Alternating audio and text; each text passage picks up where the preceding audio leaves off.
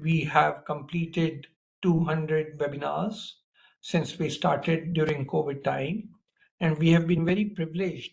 And I think it's a matter of great pride and honor, not only for us, for our country, that sitting in India, we have had a very good blend of foreigners, foreign foreigners, not Indians who have settled there, foreign foreigners, as well as Indian, both sitting in India and working abroad, both on various contemporary issues. We have had two Nobel laureates come and speak at our webinar series, The Advantage of Online. We have done a series for G20 Task Force 5 on international economic order. We have also done a series again under G20 on women empowerment. That series is lying incomplete. We have 3 more to go under that. And then such pertinent issues came up, and the budget time has come, and the Finance Commission got appointed. We thought that we will now dedicate 4 sessions to the Finance Commission. Today is the second one. We did one exclusively on the Finance Commission in Northeast. Today we have a blend of Northeast and India. We are planning to do another one on February 23, where we'll have other states than what are represented today. And then we are planning to do another one after February 23. Now, the sole purpose of this webinar series is trying to understand, learn from each other, and as academicians, scholars, researchers, policymakers, get an idea directly from people who are working in the field. So, keeping that in mind, we have the second series on Finance Commission today. Today's session had to be chaired by Surjit Bhalla, our advisor at EGROW and former Prime Minister Economic Advisory Council member, and also former Executive Director at the IMF. For some reason, he called me up last night and said it's finding it very difficult to be here today for his other commitments, and that's okay. We said we'll then continue with it. We'll continue and we'll have him here on February 23 to chair the session. The purpose of his chairing the session is, of course, twofold. One is getting his own inputs, and the other, of course, with his experience, he can moderate so well. So let me then welcome you to our 201st webinar series on Finance Commission. We have a blend of researchers and scholars from Punjab and UP and from Northeast. Our first speaker for the day will be Mr. Professor Ajit Kumar Singh. I'm sorry, I'm not going to spend too much time on their introductions because the flyer has details about all of them. So I'm going to be very, very brief for each one of them. And because each one of them are illustrious, well known, and therefore they've been writing in EPW and other places, contributing significantly. So we all know about them. So briefly, Professor Ajit Kumar Singh is the director. He was the director at the Giri Institute for 9 years, and he has worked in the Giri Institute for nearly 20 years, from 87 to 2013. Important thing about Professor A.K. Singh is he has worked on the finance commissions. He has published extensively, and that's why we requested him to be here with us today. Our second speaker for the day is going to be Mr. Alok Ranjan. He is a civil servant, an IAS officer with 38 years of distinguished service. He retired as the Chief Secretary of Uttar Pradesh, and he has also been working on this issue significantly. Post-retirement from IAS, he has held the office of Chief Advisor to Chief Minister of UP. So you know that he has grappled with all these issues, and therefore we requested him to please come and stay with us. He continues to be a thought leader and continues to be speaking at various places on leadership, governance, and public policy. Our third speaker for the day is Professor Lakwinder Singh. He is a dear friend, and of course, he has worked extensively on Punjab's public finance fiscal policy.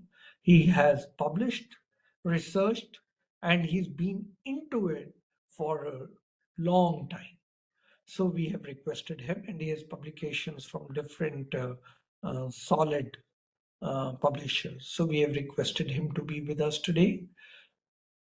Professor Saswati Choudhury has been with the OKDISCD Guwahati since 2002. She is now the director, and we wanted her because she has worked on these issues again. And then we have Professor Bhagirathi Panda. He works as a professor of economics, Northeastern Hill University, and honorary director of ICSSR NERC Shillong.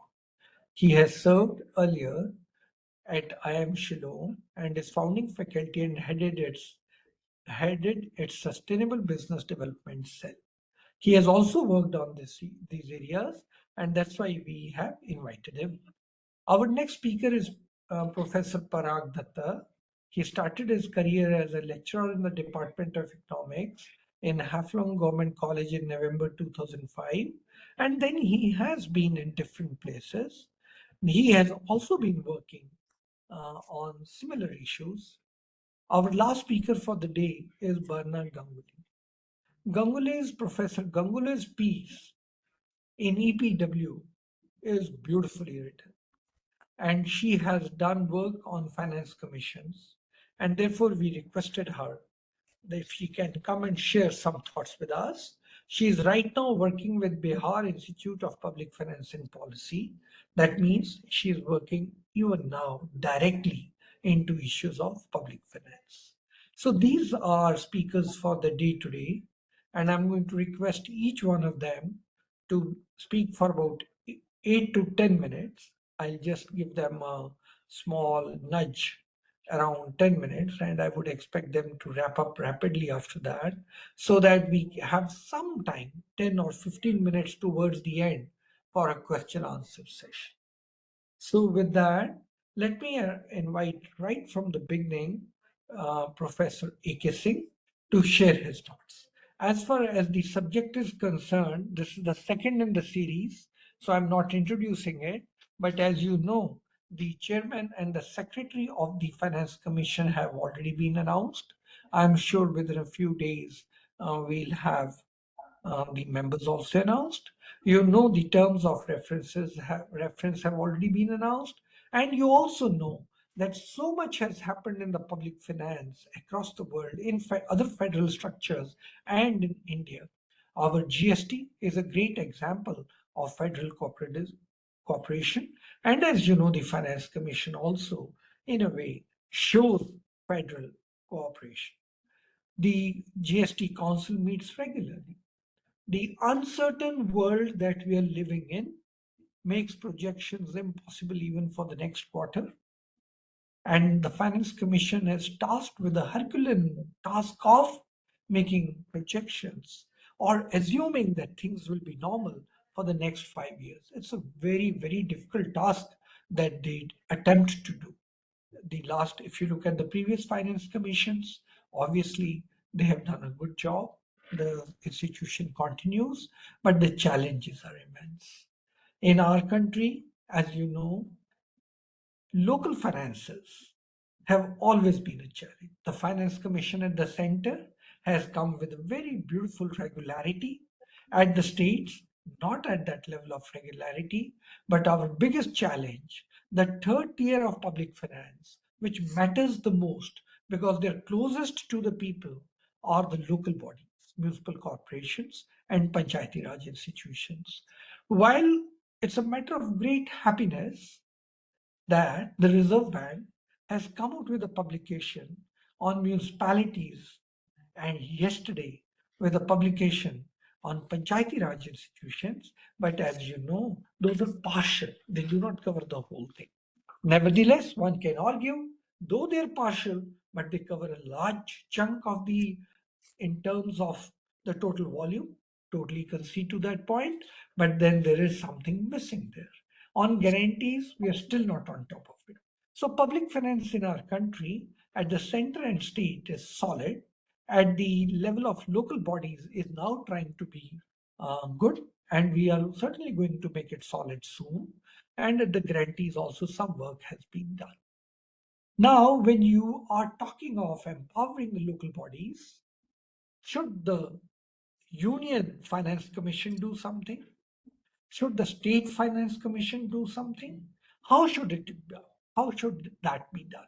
So today, with the illustrious panel that we have, with lots of experience, especially our first speaker for the day, he has, I think, about 60 odd, 55 odd years of experience in policy making and in economics. And then, of course, our second speaker has been a civil servant. I'm sure we are going to learn a lot from all of them.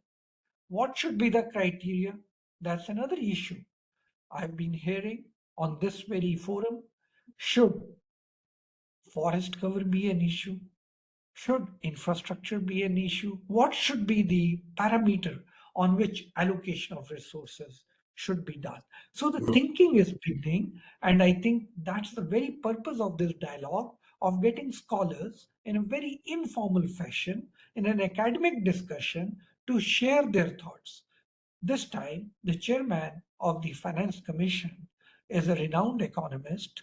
You all know it. And therefore, we economists, if we can significantly contribute to the thought process in the country, I think that will be a very big service. It so happens that today is the 75th Republic Day of our country. And as it's a Republic Day, and we have adopted the Constitution, the Finance Commission is part of the Constitution. It's a constitutional body. We are celebrating, on one hand, the Republic Day, and on the other hand, discussing this important issue that sits in the Constitution. With this, let me welcome now Professor A.K. Singh to share his thoughts for about 8 to 10 minutes. Professor Singh. Thank you, Dr. Charan. First of all, I would like to thank you for inviting me to this panel. The issue of center-state relations has been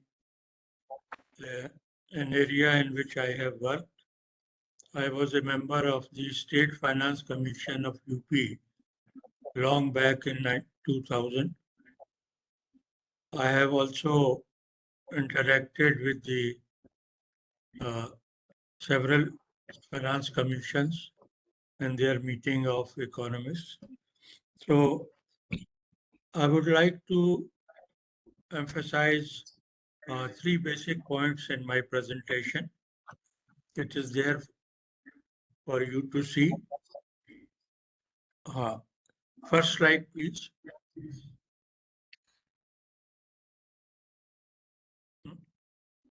Mr. Vivek.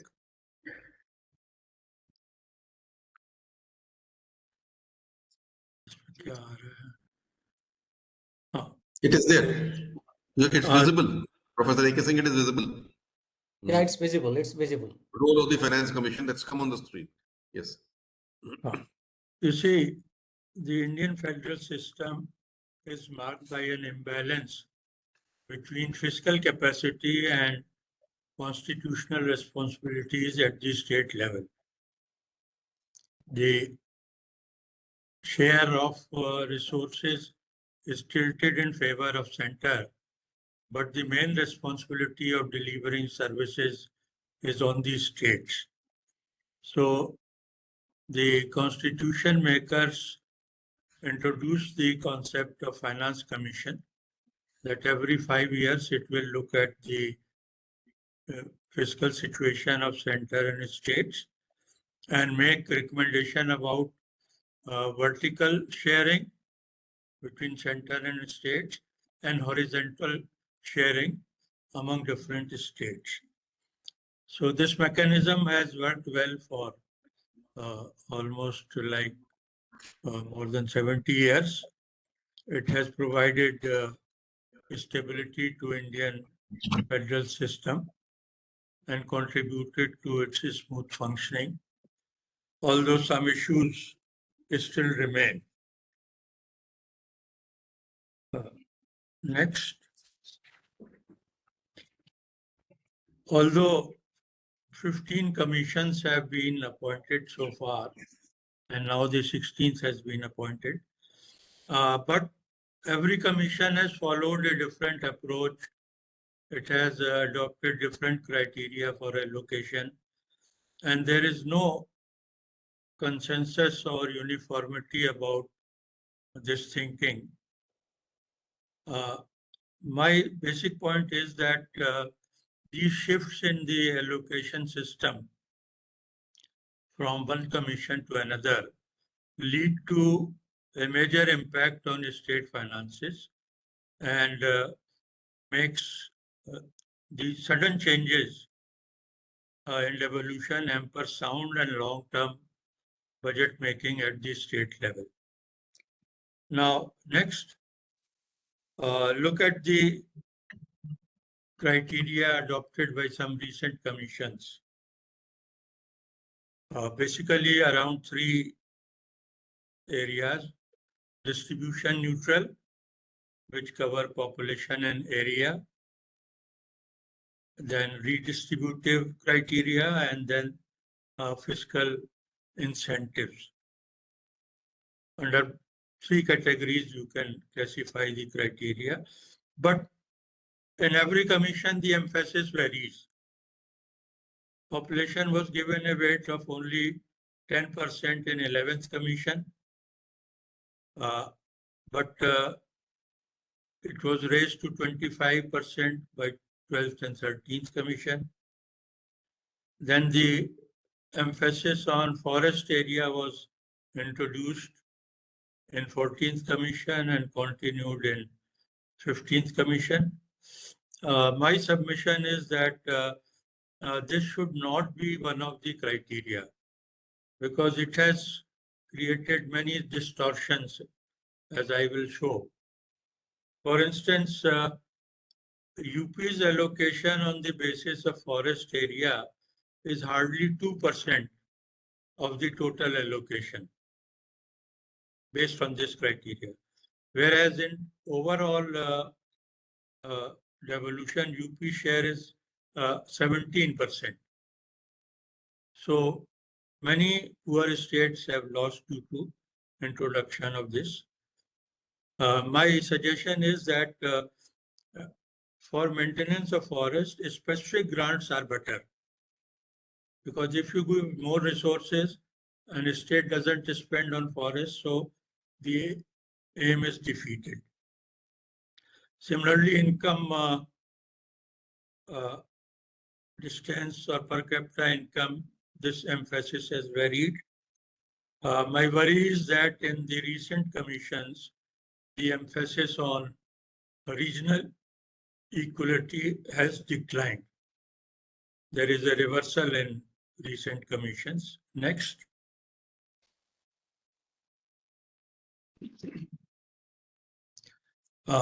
If you look at the shares of some of the states, and especially between high income, middle income, and low income states, we find that the share of high income states was increased by 14th commission and also by 15th commission.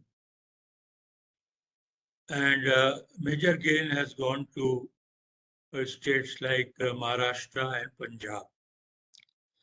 On the other side, middle income states got a very low share, about 4 percentage point decline in case of 15th commission. And next, if you look at the poorer states, we find that in 14th commission, there was a decline of 2.41 percentage points, although in 15th commission, it was raised by 1.4%. But even then, states like Odisha and Assam has lost in the 15th Finance Commission. I may point out that this has a major impact on state finances. For instance, I have calculated that if 13th Finance Commission formula was adopted, then UP would have got 65,000 crores more during the 14th Finance Commission. And Bihar would have got about 35,000 crore more. So these are big sums which affect the state finances, particularly in the poorer states. Next. So we find that this correlation between per capita income and the per capita transfers, it has declined from 0.97, it came down to 0.80 minus, though slight improvement in the 15th Commission. Next.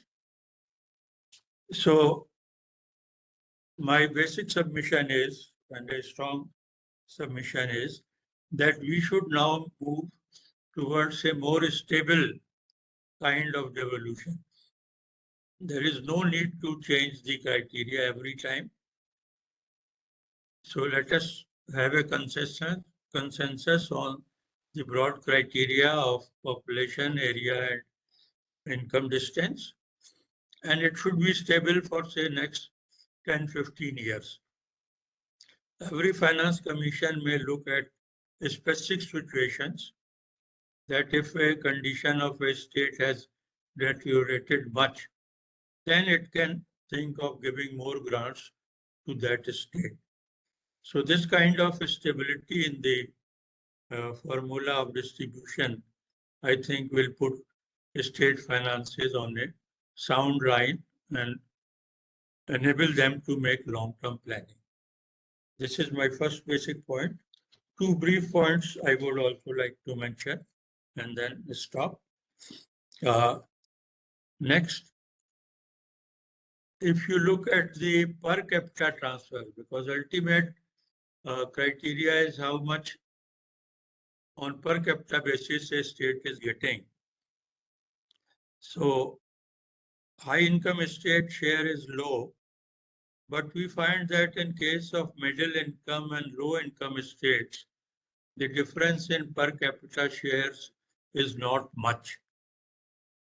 For instance, in 14th Commission, middle income states got about 42,000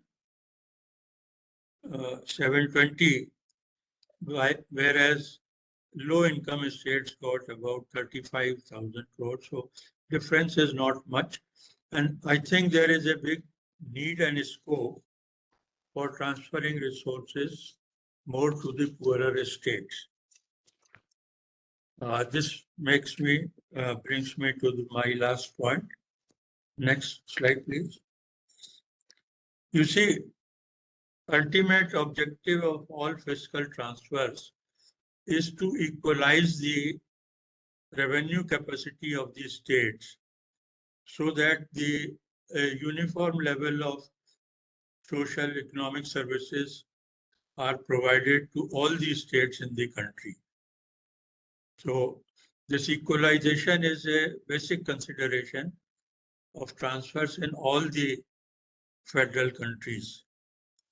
But we find that in spite of heavy weightage to poorer states, there are very large gaps in their fiscal capacities. For example, using the 14th Finance Commission report, the per capita revenue of high income states was 1,21,000, and they were able to meet 80% of their requirements. Middle income states had a revenue of about 1,10,000, and they were able to meet 60% of their needs. But in case of low income states, it was around 70,000 only, and they were able to meet only half of their fiscal requirements. So this gap is still very large, and this needs to be rectified to the maximum extent possible, because this is the root cause of regional inequalities. The richer states have higher income, higher resources of their own, and then they are able to invest more on capital account and also develop their infrastructure and attract more private investment to the state. Whereas fiscal capacity of poor states is low, and therefore their expenditure level is low. The per capita expenditure in poorer states like UP, Bihar, Assam is only half of that of richer states. So we have to address this situation. So the next commission, present 16th commission, should try to, last slide please. These are basic problems and imbalances in our financial system, and it is hoped that 16th Finance Commission will try to deal with these issues and pay greater attention to regional equity and equalization of revenue among the states.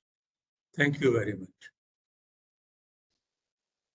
Mr. Singh, thanks a lot. I have always been wondering, and this also depends on my interaction both at the BIS and the IMF, when they used to tell me we do research for the people who pay for us, or we do research for the people who can afford us. Now, within the states, there is always this claim. Some feel that we contribute so much to the national exchequer, and what are we getting from the Finance Commission? They bring in their own pressure. Whereas the weaker states, as you mentioned and demonstrated through your data, they probably deserve, because the purpose of Finance Commission is equalization of revenue. So towards the end, if we have time, I'm going to seek your guidance and opinion on the fact that what should be the purpose of the Finance Commission? Should it just be equalization of revenue, or should it be providing direction in a certain on a certain path? And if we are talking of a green economy, net zero, should the Finance Commission play a role in guiding us on that? But once we have time towards the end, I will probably come and remind you of that if we have time. With that, let me move on to our second speaker, who has been a civil servant at the pinnacle of the work and public policy, Mr. Alok Ranjan, please. Thank you, Mr. Charan Singh. Well, I am an administrator and a civil servant and not an economist like you all. So I will perhaps give the administrator's viewpoint on the Finance Commission. Though, of course, I can lay some claim to some knowledge of economics as a student of economics, having done my B Honours Economics from St. Stephen's, Delhi University, and before I did my MBA from Ahmedabad. And then I joined the civil service, the IAS. Well, I'll make a starting point, something which I experienced when I was the Chief Secretary of UP. This was around 2014 to 16 period. At that time, I think it was the 14th Finance Commission, which had given the recommendations. And for the first time, they had hiked the allocation for the states, they said, from 32% to 42%. And it was, said that it's a very big thing. A larger allocation is being done for the states. Massive 10% increase in resources are going down to the states. And it was, bandied about as a major achievement, major devolution of resources. But then when we calculated at the state level, we found that it was not really something like we are getting a larger amount of resources for the state of Uttar Pradesh. And I'll tell you why. On one hand, when they increased it from 32 to 42%, the devolution, on the other hand, they changed the parameters of the centrally sponsored and the central sector schemes. And in that, which schemes used to be 90-10, 90 funding by center and 10 by states, became 75-25, which used to be 75-25, became 60-40. The share to be given by the states in almost all the centrally sponsored schemes and all the central sector schemes increased. And we lodged a big protest against this to the government of India and the Finance Commission also. And at that time, I remember the government of India did set up a committee under the Honorable Chief Minister of Madhya Pradesh, Shivraj Singh Chauhan, and my Chief Minister also a member of that, Akhilesh Yadav. And we had a big meeting in Bhopal to discuss these issues. And whereas we clearly showed the data that as a result of all this, we are getting about 9 to 10,000 crores less than what we would have got otherwise. Just because our central sector scheme and centrally sponsored schemes have been, the allocation formula has been changed. But it was in a way accepted, but then the recommendations which went did not do anything much about it. The 42% formula was accepted and things went as they were. So I think that's the first intervention here, that something has to be done to look into this aspect, that whereas we increased it at one side, we have reduced it on the other side. A word before I go forward on the centrally sponsored schemes also. As an administrator, I will say, it's a federal system we have, all right. And larger amount of resources are in the center. It's all right. They have coming up with centrally sponsored schemes to have uniformity all over the country also. But this is a very diverse country, especially in Uttar Pradesh itself. There's so many regions, so many of differences from one area to another. So I always thought that why have this, and many commissions have been set up on this to examine the rationale and how the centrally sponsored scheme should be, organized, how they should be devolving the resources to the states. So one size fits all does not work at all. One size all does not fit. We should have something like what have Rashtriya Krishi Vishisht Utpadan Yojana, RKVY, in agriculture, where only guidelines can be given by the central government, and they should devolve the resources, and along those guidelines, that the states should be given the autonomy to frame their own schemes. That will be a more qualitative way of utilizing the funds which come in from the center through the centrally sponsored schemes. They can check whether it's as per the guidelines or not. The member of the Government of India should be part of the committee which decides.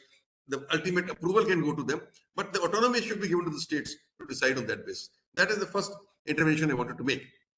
Second intervention that I like to make is about the state finance commissions, which I have been associated with in the way that I was involved as a chief secretary in setting up the SFC also at that time, and the terms of reference for them, and observing how they did.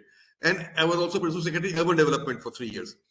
I remember as chief secretary, I found that the State Finance Commission of UP was recommending 9% devolution to rural local bodies, 6% to urban local bodies out of the state pool of resources. I remember recommending more. I thought more should go.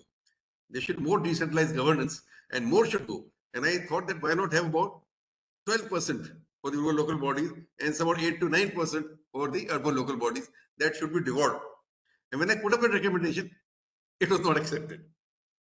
And that is very interesting. The interesting thing out here is that despite all the state finance commissions that you might have, at the state level, the local bodies, whether urban or the Panchayati Raj, are dependent to a large extent on the state government for many administrative and other things also. So they are in fact an instrument of the state government. They're not really autonomous or not working as a third tier of government as envisaged in the 73rd or the 74th constitutional amendment. So nobody, neither the politicians nor the bureaucrats, are interested in transferring too much of funds or functions or functionaries to the local bodies. And therefore, this issue of local bodies becomes very important.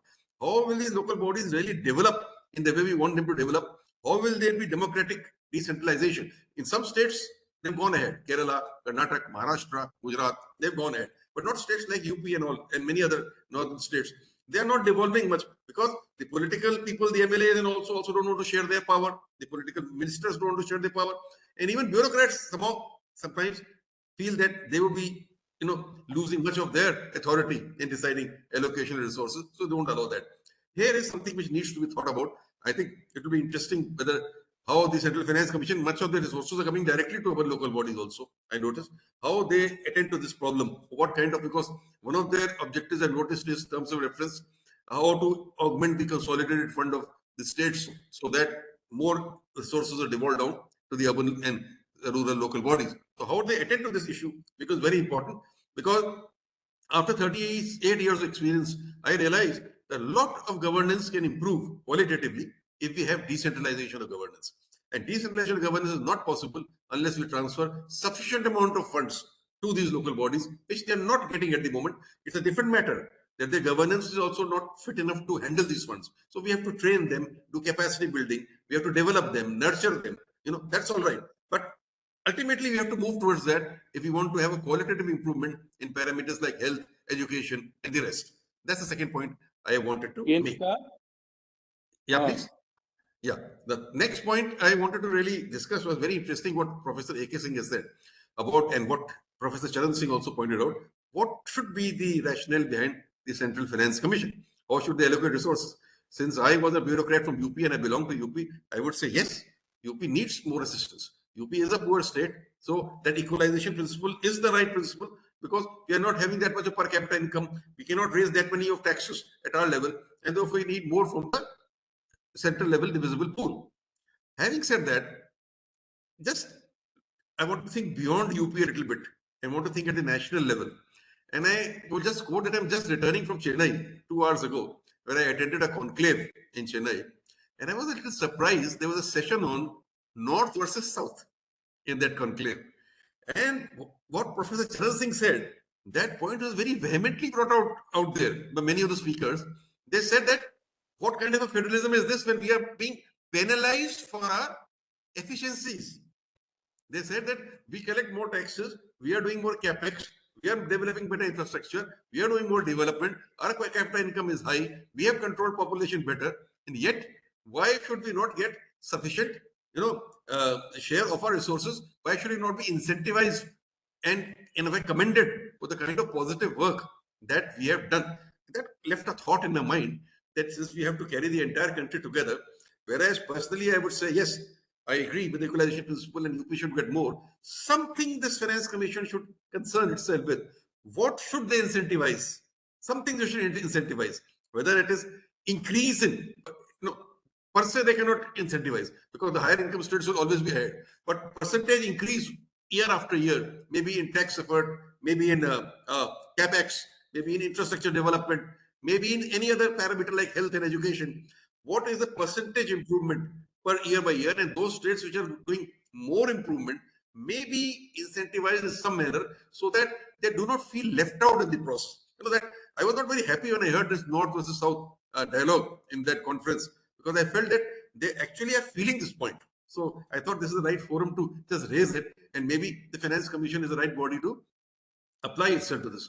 Going ahead further to Professor A.K. Singh's point on forest and Professor Charan Singh about the green aspect. Yes, now with climate change and the environment, I think this is the area with sustainable development being the need of the hour, which must be incentivized. And yes, UP getting only 2% from the forest thing doesn't really, behave well for the state of UP. I mean, we should get more somehow. For that, we will have to define this criteria in a different manner. Now, with the new Forest Act, in fact, it has become all the more critical because forest cover has been defined differently. Now they say only that which is designated as forest in the record is the forest. So much of forest which is on other community lands and otherwise which is not designated as forest does not become a forest. So that way UP might lose even further in this if forest area goes as per the new Forest Act. But yes, they should incentivize sustainable development by focusing on environment, climate change, forest, and maybe some kind of a formula for this needs to be worked out. I think that's the other point I'd like to make. Stability, yes, stability is a good point, but it's a dynamic society. And I think in this dynamic environment, we can't just tell the Finance Commission, no, you stick to what you have done. That is what I feel.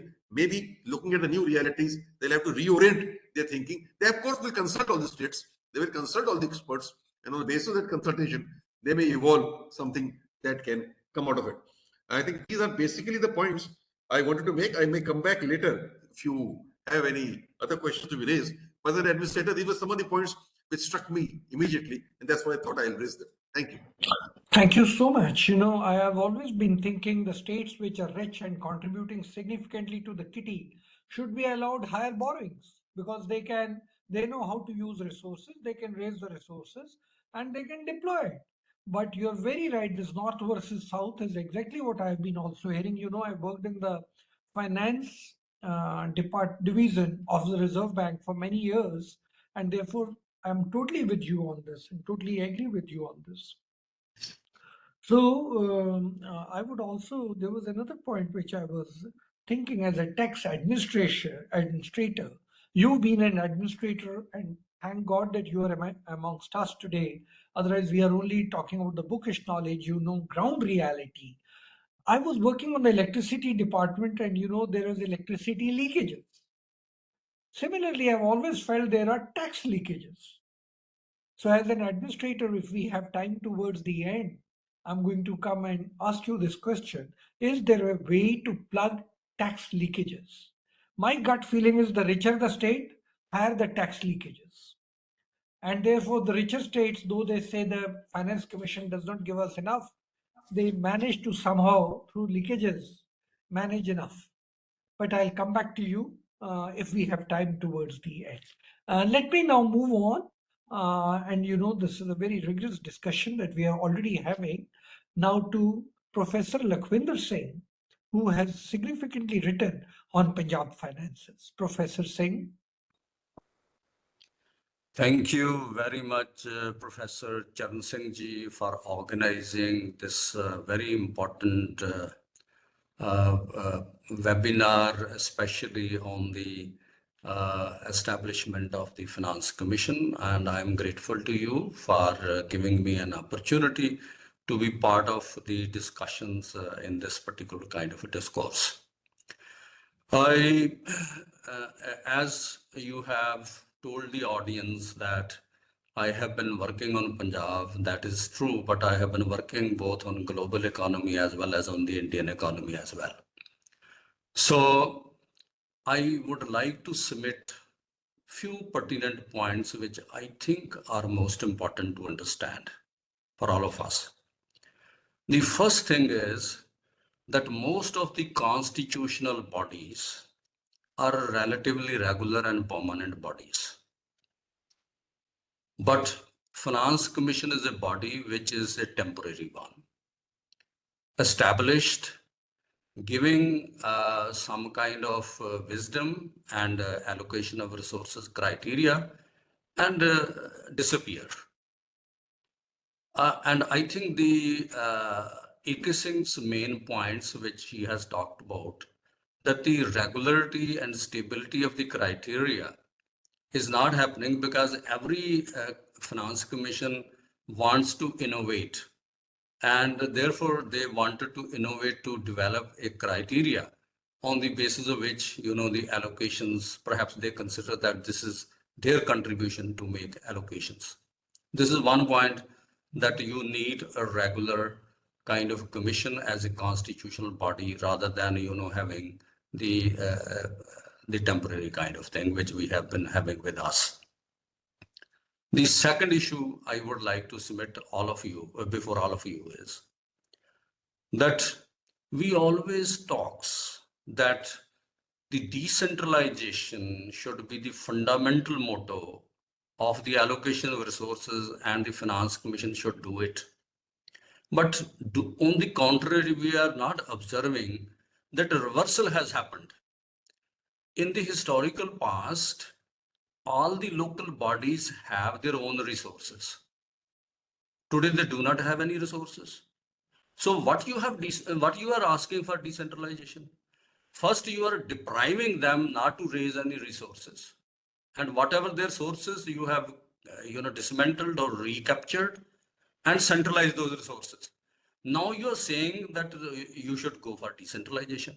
So I think that what we need is that allow the local bodies to raise resources, and some percentage of resources must go to the state and the center, rather than other way around, asking resources from the Finance Commission, first collecting local resources going at the center and then returning back, and then they are not receiving because they are largely the state governments wants that center should be more democratic, more federal in nature, but at a local level, three-tier government, they do not want it to happen. So I think these are the kind of contradictions which need to be taken care of. The reason I am talking about is that if you look that this commission, which is established now, but established without terms and reference till date. I think this is a very strange. It was never happened before, but this is, I think this may be an autonomy given to the chairman to develop the kind of terms and reference, what is going to be done in the Finance Commission. But my humble submission to all of you is that this is a special Finance Commission. This is not an ordinary, because the central government has a developed an idea called Amrit Kal. So this Finance Commission is the first commission to attend to the issues and problems or challenges which this Amrit Kal is going to face and going to solve those problems. So therefore, foundations, how finance will help development, or how Finance Commission allocation of resources will help to achieve a fully developed economy, that the foundations are expected to be laid down by this Finance Commission. Therefore, the role of this Finance Commission is going to be not an ordinary one as has been in the past, but this is going to be a very special. Foundations are expected to be laid down for allocation of resources, for especially how economy is going to transition from a very low middle income country to a highly developed country 2047. So this is my starting point. Now, if you are looking at how developed countries of the Western world and even the East Asian countries have developed, their major focus has been on shifting towards the resources towards knowledge-based economy, because physical resources are limited.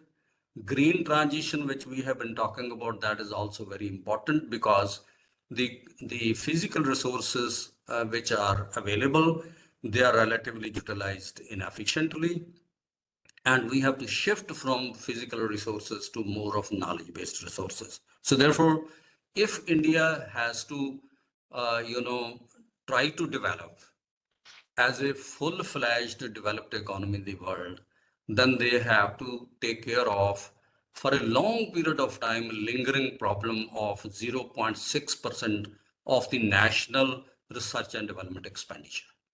That is the criteria. If you compare with the starting point with the Chinese economy, they have exceeded 2%, but they have left us behind. Even we were higher than them, but you will find that we have left behind. And why they are progressing and why we are lagging, and one of the very important issues is this. So therefore, some of the states in India has taken a decision to start from the state budgets also to spend especially on R&D, because the fundamental limitation is of the corporate sector of India.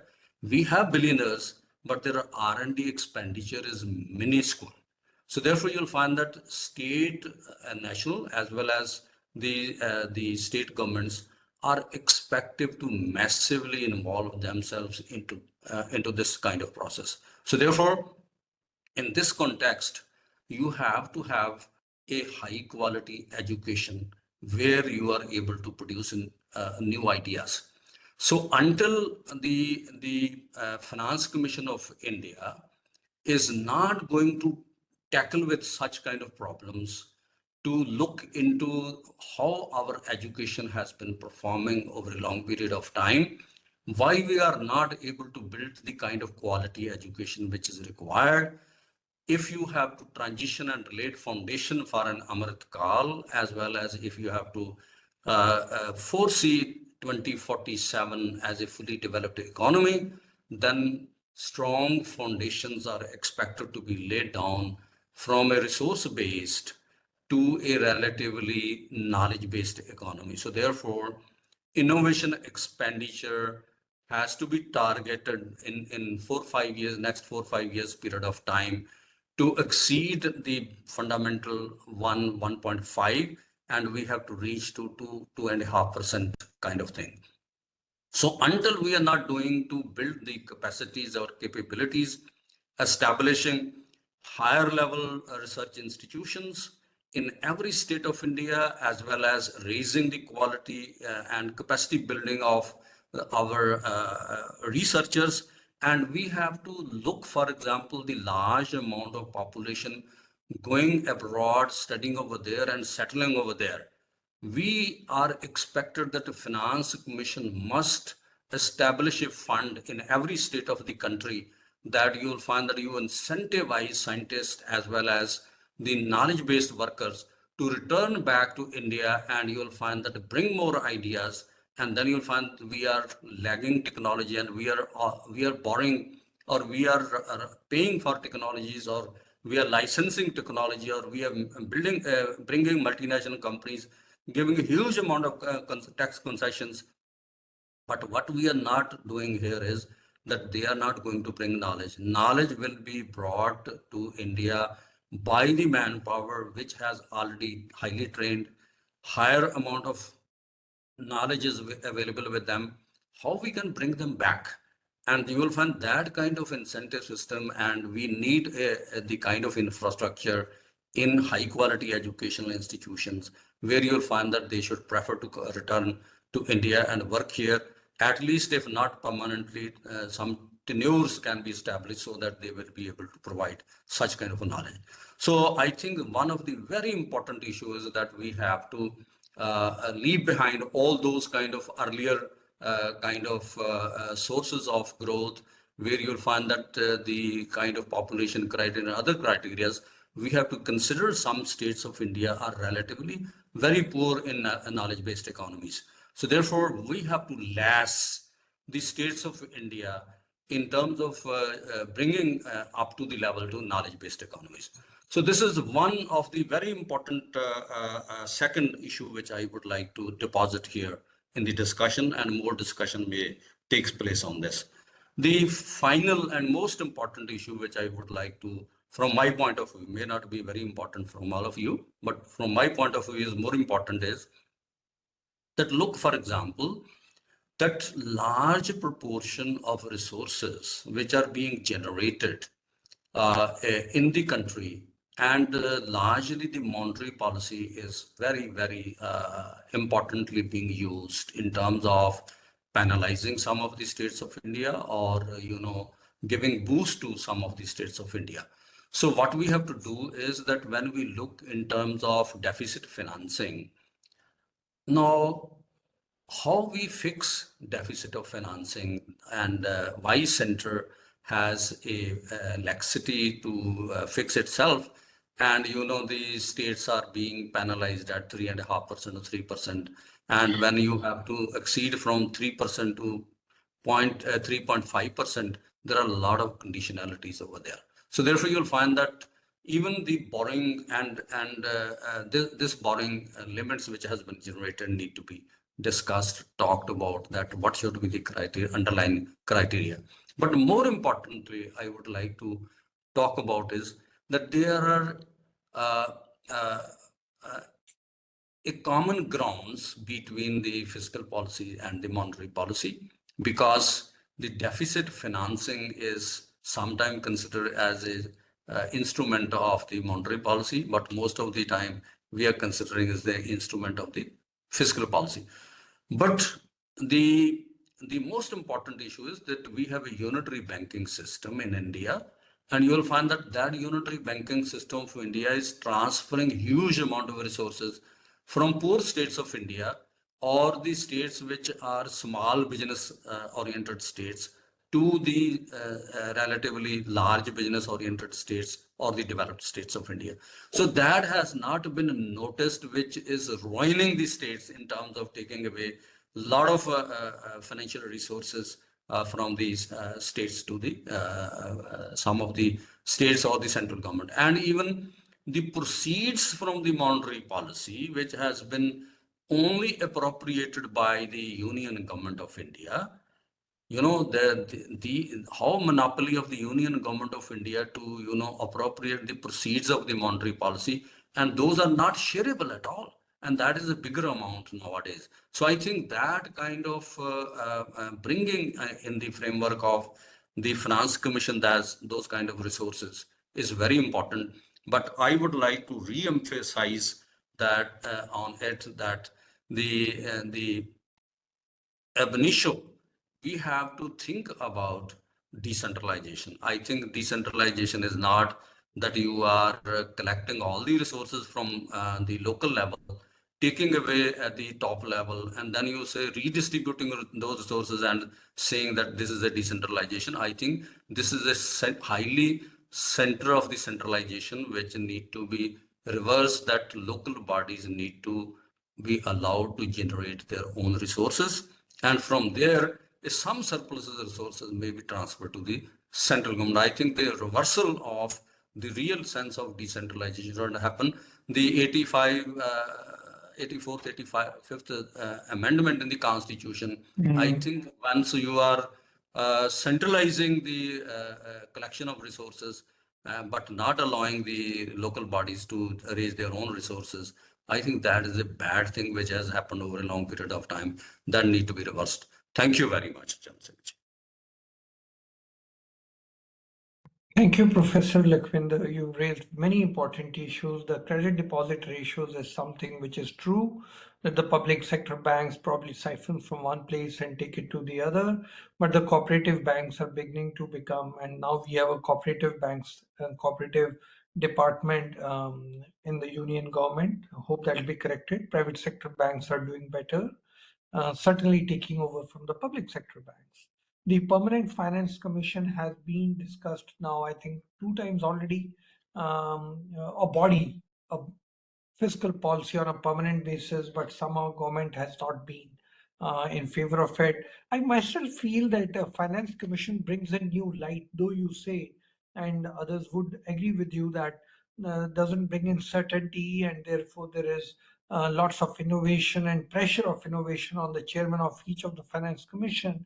But I would also look at it from the angle of, okay, there is so much of change taking place. In view of this change, there is a new thinking which is coming, and somebody looks at the whole thing from exactly point zero. So maybe when we have time for the question answers, we'll come back and take this issue again. With that, now let me invite our next speaker for the day, and this is Professor Saswati Choudhury. Professor Saswati Choudhury, please. Lakwinder Singh for inviting me here, and it's been a pleasure to listen to my predecessors. I've learned a lot in the process. So, having seen the All India picture, since I will be back to our video is not working. Professor Saswati, would you like to switch on the video? Sometimes if there's not a technical snag, you may like to. Yeah, there you are. We can see you now. If you are comfortable, and if there's a technical snag, feel free to close it. I know sometimes there's a bandwidth problem. Yeah, please go ahead. So I would like to speak from the Northeast perspective. Now, you all have spoken about the All India perspective, the general criteria, but when we speak from the Northeast perspective, there are few issues, like the 15th Finance Commission, which had earlier given, like much of the recommendations which were given by the suggestions which were put forward by the 15th Finance Commission by the Northeastern states were taken into consideration, and as a result, Northeastern states tended to gain out of the 15th Finance Commission transfers. Now, if you look into broadly the structures of the Northeast states, we find them, most of these states, they are revenue surplus states with a high committed expenditure. But within that revenue surplus, what is interesting is the share of their own revenue share is very less. They're mostly dependent on the central transfer. So these states basically are dependent on central transfers, and they have a very high committed expenditure for interest, salary, and pension funds. And what happens, so in this makes one of the reasons why where it becomes very difficult. And for the hill states, we also know that they have the income tax rebate is also given to those states. So in a way, the Northeast states have very little tax mobilization, own tax revenue generation, very limited in scope, because of the we know they have very little in a manufacturing sector, very small proportion of manufacturing sector. Agriculture sector is also not that robust, and for the services sector also, though we tend to see a huge share coming up when we analyze the income GSDP data, but there also the contribution in terms of tax revenue generation is very, very minimal. So how do we address, and since India, and the north-south divide which came up, It's true that the states which are richer, the states in the south which are more far advanced in terms of income generation, tax mobilization, and there's always a question like why should we be penalized, whereas states like northeast where have which are more underperforming, why should they be given? So this is this debate has always been there. Now when it comes to northeast, what has happened over the course of last few years, if we last 10 years or so, what we see is a huge investment in terms of infrastructure. So the bulk of investment that has come to northeast for infrastructure development, for investment, be it's the connectivity, be it hospital in terms of medical infrastructure, educational infrastructure. So as Professor Lakwinder was saying, so since we are moving, like we have the Amrit Kal, we have the Vision 2047, and then we also have the SDG. So if we take all these three components together, what we are, and we are also talking of India's population dividend, what we are going to say, and if we already see the population pyramid, we see the we are narrowing down at the bottom, and we are gradually flattening at the middle, and then also the top portion, the top bulge is also getting thicker. So what we need is a very strong investment in terms of human resources, where our education and health has to be the priority sector. And it comes to northeast, over the last few years, last 1 decade, we see huge investment going on in infrastructure, connectivity, health and education, which is a necessity. And to top up that, we also have the PM Divine scheme following it up, to top up the other investments, and also the last installment of the Finance Commission, which has come for the infrastructure investment and capital layout. So what is happening is the PM Divine scheme is another one which is trying to reinforce the process. So when it comes to Northeast, what we would expect, what we see is like, or, keeping the other backward regions, India would be focusing more necessity on infrastructure investment, especially connectivity, and human resources not just in terms of education but also health, because we need to also address issues of our mortality, nutritional deficiency, and longevity. So these three components would become very, very crucial when it comes. And if we look into the kind of, the SDG targets and ranking of the districts in terms of SDG parameters and attainable goals, we already have the NITI Aayog doing all this in terms of ranking of districts, in terms of the different SDG criteria, multi-dimensional. So when we have that, so in some way, I feel, like perhaps we would have to focus. We have to be the Finance Commission, while looking into this, the population, the existing criteria, would also have to address these issues. The second thing is when we are talking of sustainability, now there was a question like forest cover. If we bring in states like UP and all, tend to lose out. But if we are thinking of sustainable development goals, maybe if we bring in forest in a different, because this time even the disaster management is being has been asked to, the Commission has been asked to look how to devolve funds, because disaster management is emerging as a huge issue. So green environment, disaster management, and then human resources, these three would become I feel would become very, very critical if we are really focusing towards 2047, and we are trying to becoming the largest economy, and within a population which we know would be stabilizing by this time, and we'll move into a population where we'll have lesser concentration of working age population and a higher burden of old age population. So this is a huge challenge, and until and unless we start building up our blocks right from here, it would be too difficult for us to address those challenges. So this whole central transfers, horizontal transfers, vertical transfers would have to take into consideration all these, looking into the different levels of development achievements across the states, and also looking into the SDG, because everything is very, very delicately and critically interlinked.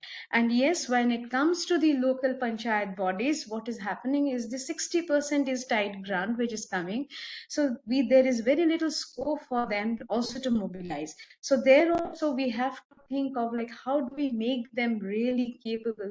How do we really make it possible for the local rural bodies to generate own resources and start mobilizing? So apart from the finance commission transfers, the other the under PM Gati Shakti and other kind of central schemes and the state schemes have to be dovetailed. And yes, I fully agree with this. When one of the former speakers was telling that one size fits all doesn't work. It's absolutely true. And I think at the implementation stage, if the broad guideline and framework is one, but at the implementation stage, if there are some space for where the states are allowed to put in the local context, as you said, with central monitoring agencies also being involved there, I think that would help in getting a better realistic output rather than having one blanket size. Because even when we say Northeast, it is not one homogeneous entity. Even within the Northeast, it's a hugely disparate region. It's a hugely disparate. Arunachal is one entire entity, totally different. Mizoram is different. Manipur is different. Within Manipur, there is so much of difference. Within Assam, there is so much of difference.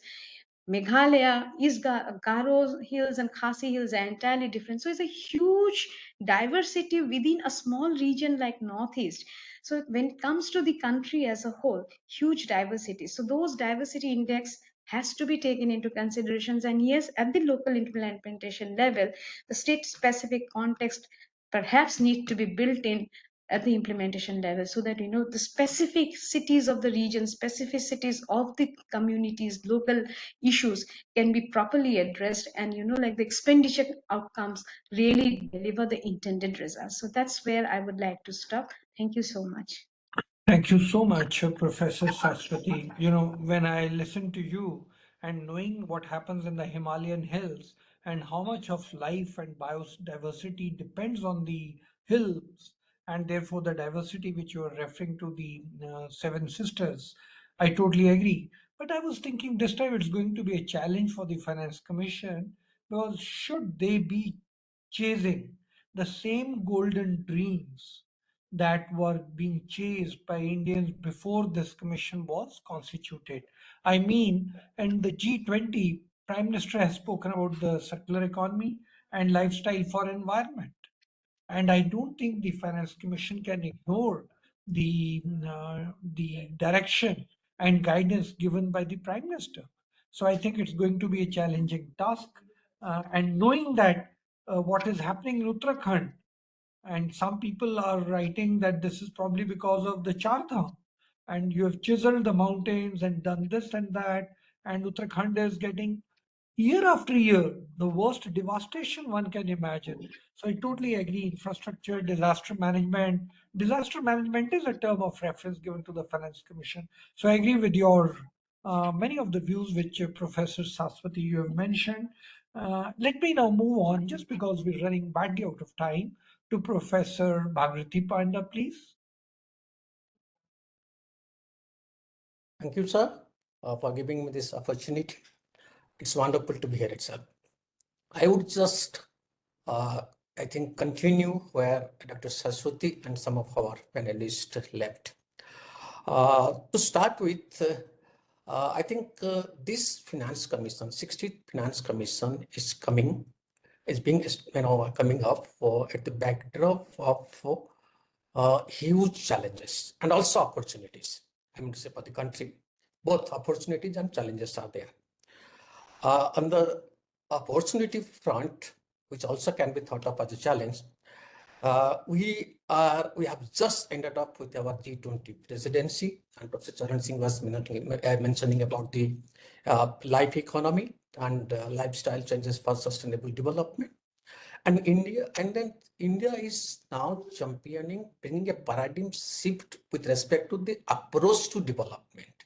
From income approach to capability approach, now we are moving towards, I think, life approach to development or sustainable development. I think it's against this background.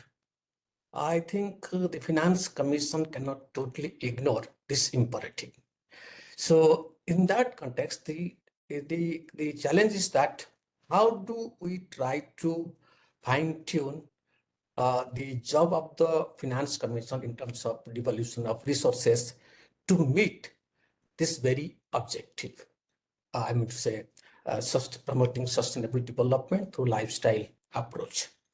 And this is our contribution to the whole world, if at all, and it gets through subsequently. That's why I don't think there would be much of change with respect to allocation towards climate change or meeting out to the needs of the climate change and forest and all that. But what could be done? Let me give the example of the northeastern states. When it comes to the sustainable, SDG index, 6 of the northeastern states, they rank below the national average. So only 2 states, that's Sikkim and I think Mizoram, they are above the national average. And again, out of the 15 parameters, there are 17, but then for this Northeast, 15 are relevant. So with respect to the 15 dimensions of SDG goals, I think in 11 goals, Assam is, I think, below the national average. In 10 goals, Meghalaya and Arunachal are below the national average. And particularly on some important dimensions like industry and innovation, all the northeastern states are below the national average. And when it comes to sustainable cities and communities, 7 of the northeastern states are below the national average. Similarly, when it comes to good health, I think 7 of the states of the Northeast are below the national average. So in that context, I think this has also an implication for Finance Commission in terms of devolution of resources or even grants to ensure both social sustainability and environmental sustainability. Sustainability is not all about, let's say, for example, only environmental sustainability. It's also equally important to ensure that there is social sustainability, and of course, economic sustainability definitely is there itself. Now, how do we ensure it? I mean to say, this is where the role of the Finance Commission assumes a lot of importance in terms of allocating more of resources towards health and education.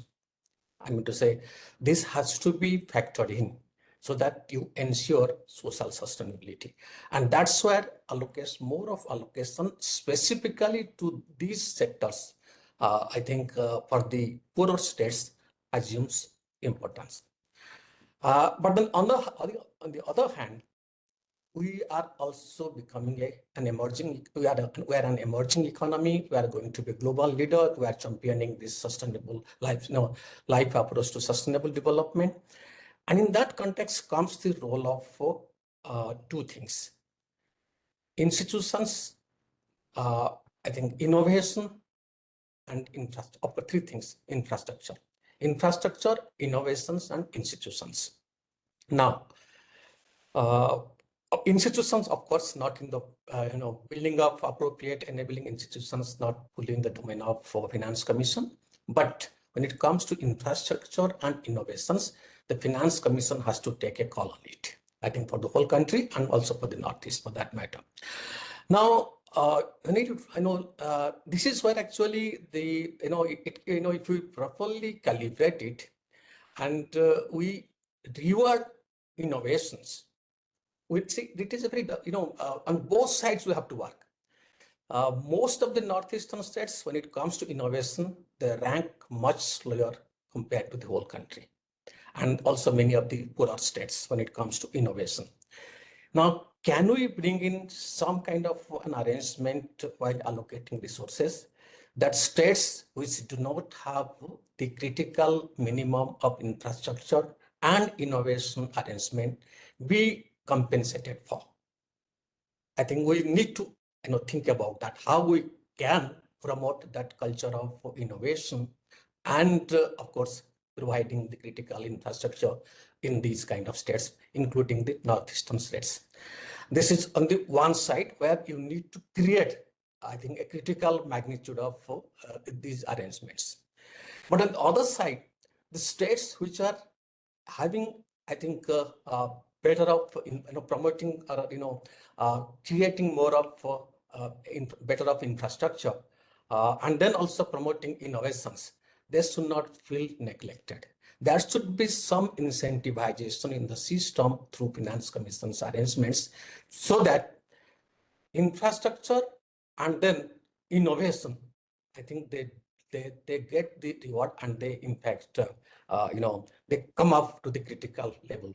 And the whole, I think if you look at the world level, I think in the innovation index, I think we rank, we are not, of course it has improved over the years, but then it hasn't reached to the level of even smaller countries like South Korea, or even for that matter, Israel. So this is where actually why Professor Singh, when Professor Singh was talking about increasing our expenditure on R&D assumes importance. As he said rightly, that for the last 30 years, the total, I think, expenditure on innovations is remaining almost same, 0.6 to 0.7% of the GDP. That needs to be at least, I think, increase more than 1% at least. Of course, 2% will be a nice kind of a figure. So this is, I think, this is a very, very difficult job calibrating both. On the one hand, you need to promote more of social sustainability, more of allocations towards states having problems with respect to education and health, and also lagging in many SDG goals and dimensions. On the other hand, states which are promoting innovations, R&D, and then infrastructure needs to be incentivized. That's one thing. The second thing which we would like to reflect upon is that when the approach to development today, we are championing to move from the income approach to capability approach to life approach to sustainable development. Along with that also, I think entrepreneurship assumes a very important role. And we have all known the famous contribution of Schumpeter to sustainable, I think, to entrepreneurship development. And he talks about the role of creative destruction, that entrepreneurship happens to creative destruction, that creatively we destroy an existing arrangement of a production or rendering of services and brings in a new one. And this very practice of creative destruction, it was never in the history of human civilization so relevant as it happens today with respect to emergence of artificial intelligence, 5D printing, all these things. Now, here is a big challenge. In fact, Finance Commission, as I understand, has a very difficult challenge because it has to ensure three things together. The need, the rationale of need needs to be met, the rationale of equity needs to be met, the rationale of efficiency needs to be met. And the requirements on the efficiency and also on the what you call on the equity front are also increasing, or the magnitude, I'm sorry, the numbers are increasing, the variables are increasing, for example, with this new approach to sustainable development. Now, what's happening now? That would be caught, but I visualize that maybe in another 10 years it will be very severe. That with the kind of creative destruction that farms are going to undertake in days to come to compete with each other, it would be very, very difficult.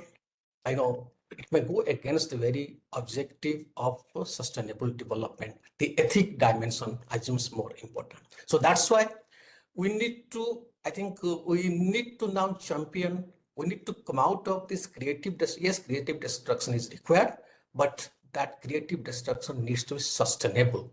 It should come with a caveat of ethics and then sustainability. Now, here comes the role of Finance Commission. Can the Finance Commission think about it in terms of preparing some kind of indicators which can, I think, which can give some kind of direction, as Professor Charan Singh was telling, that Finance Commission is all about is also about giving a direction. Of course, in terms of equity aspect is there, but also giving a direction. Here comes the role of direction. Can the Finance Commission fine-tune its allocation arrangement to see that sustainable creative destruction in the path of development gets encouraged? That's, I think, one thing I would just like to, I think, reflect upon here.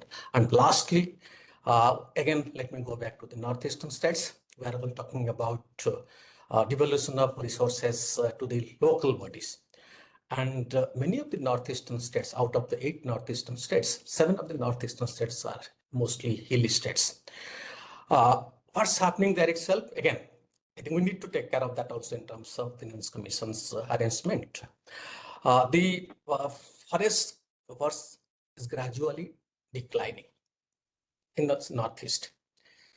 Now, if we, I agree with, I think when Professor A.K. Singh was telling about, I think the UP's problem because of giving much of emphasis on the forest cover, I think his argument is very valid. But that's why actually, I think we need to do something for the northeastern states, because forests are global goods. I think, so if we do not preserve them, I think in terms of incentivization and other government policies, I think the whole country has to give a price for that in days to come in terms of sustainable development. So we need to be careful about that also. But then the problem with northeastern states is that when it comes to devolution of the resources, the states themselves always want a lion's share from the center on some condition, this condition, that condition. But then they themselves are not ready to share resources, go for devolution to the, I think, the local bodies. I think, for example, many of the northeastern states have autonomous district councils, ADCs. And now, as I think the last couple of years, the ADCs also are being directly funded by the Finance Commission through its own arrangement. But here is a problem, basic problem in the northeastern states, what I have observed, that the element of rent seeking is comparatively higher in the northeast in its developmental arrangement and practice. Now, when any devolution of resources of high magnitude to the local bodies in the northeast, particularly the ADCs, etc., should always come with some kind of a caveat or a rider that the transparency of this expenditure and the output of the expenditure needs to be also monitored. So as it exists now, there is no mechanism, no appropriate mechanism to monitor that. And that's why we have seen a lot of rent seeking happening there itself. And that doesn't help for, I think, the northeastern states and the very objective of the Finance Commission to go for devolution of more resources to the local bodies, particularly ADCs. I think ultimately in terms of its objective will not be realized. So finally, let me end it off here itself that Finance Commission, the 16th Finance Commission is coming up at a time when it's no more simply has to think about the Indian economy. It has also to think of, in addition to our economy, it also has to think about the new role that government of India or India is going to take up at the global level, giving a direction to the development practice at the world level. And so in that context, actually, I think this finance commission is going to have very, very challenging role. And the calibration is the ultimate mantra. How efficiently, how dexterously the finance commission calibrates these objectives of, I think, social justice, social sustainability, economic sustainability, and for that matter, environmental sustainability with the global objective of bringing in the lifestyle approach to development. I think that needs to be seen. I think they need to come up with innovative arrangements, practices, and that would take care of all these challenges that we have. I have spoken about it. Thank you so much, Professor Charan Singh, giving me this opportunity. Thank you, Professor Panda. Really important points, and I totally agree with the global context that we have to, if we are going to be the Vishwa Guru, and if we are in Amrit Kal and we are establishing ourselves, and G20 has demonstrated we have the capacity and the world is willing to listen to us. I think we have to look at the global context. That makes the job of the Finance Commission really challenging. Let me move on to our next speaker, Professor Parag Dutta. He is from the Krishna Kanta Handigi State Open University. Parag Datta, please. Okay. So am I audible? Yes, you are. Okay, thank you. Thank you, Professor Singh, for giving me this opportunity to put my views regarding Finance Commission. Actually, if you see, the issues are almost same. I have already, most of the issues are already addressed by the previous speakers. So I would like to put my views, what I, as a researcher, what I feel regarding the Finance Commission. Now, whenever we are talking about Finance Commission, basically we are talking about, the basic two issues are, vertical distribution of shares and the horizontal equity. Now, one of my previous speakers, Alok Ranjan, already, put his view regarding, the 14th Finance Commission decision to, to increase the share of the divisible pool suddenly from 32% to 42%. Now, I also give the same views regarding, although the share has increased to up to 42%, but if you see in the absolute term, I think states are not in a very states are may consider to be a loser. Because why I'm saying that, because as Sir has rightly pointed out, what the Finance Commission did, that states share in the centrally sponsored scheme has increased, and ultimately it may affect the state government. Why? Because if there is a fall in the buoyancy of the central taxes due to bad performance of the central government, ultimately, since it is in percentage term, there is a possibility that the state may lose, not because of their fall, but because of there's a fall in the buoyancy of the central taxes on the part of the state government. That is one of the issues. Now the second main issue is that the horizontal equity.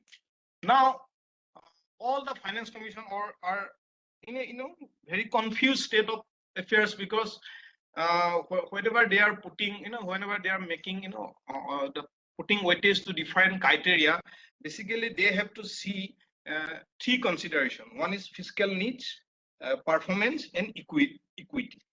Now the problem is that the north-south divide, the debate regarding north-south divide is already pointed out my previous speakers. The problem is that the whole purpose of Finance Commission is to provide the states the capacity so that they can provide the merit goods to all the states at a comparable cost. So that is why equalization, they have to equalization is the main criteria. But the problem, what I feel, if you see the 12th and 13th Finance Commission, they have along with equalization, they have give some importance on fiscal discipline. Because if you see the later part of 90s of the previous century, all the state governments, they are all the state governments they are in a huge fiscal crisis because of fiscal indiscipline, and that is why along with the central government, the state government also implemented the Fiscal Responsibility and Budget Management Act. Now, since I am from Assam, if you see in Assam also, in the later part of 90s of the previous century, the state governments, they are unable to paying salaries to the employees. So that is why so they are putting lots of effort for fiscal discipline, and that is why there is a huge there is a huge shift. The state where we are incurring huge, along with fiscal deficit, we are incurring huge revenue deficit also, and that is why there's a huge improvement in our fiscal position from later part of 90s of the previous century and up to, if you see, 14, 15 to 16. Now, if you see in the state of Assam recently, what I have observed, not only in case of Assam also, if you see in other northeastern state also, they have, now they are taking the liberty of having some flexibility in the Fiscal Responsibility and Budget Management Act. So that is why what if you see in every northeastern state recently, there is a huge increase in the fiscal deficit and GSDP ratio. What they are doing, they are saying that due to the COVID situation, the states were left with no other option but to take borrowings. But the thing is that every economy has some capacity, but in a state like Assam or in a state like Manipur, in a state like Assam, fiscal deficit which is more than 4% of the GSDP, and that to having revenue deficit. So there's a question of sustainability. There's a question of sustainability, because why I am saying that, because if you see all the northeastern states, they are basically dependent on the central transfers.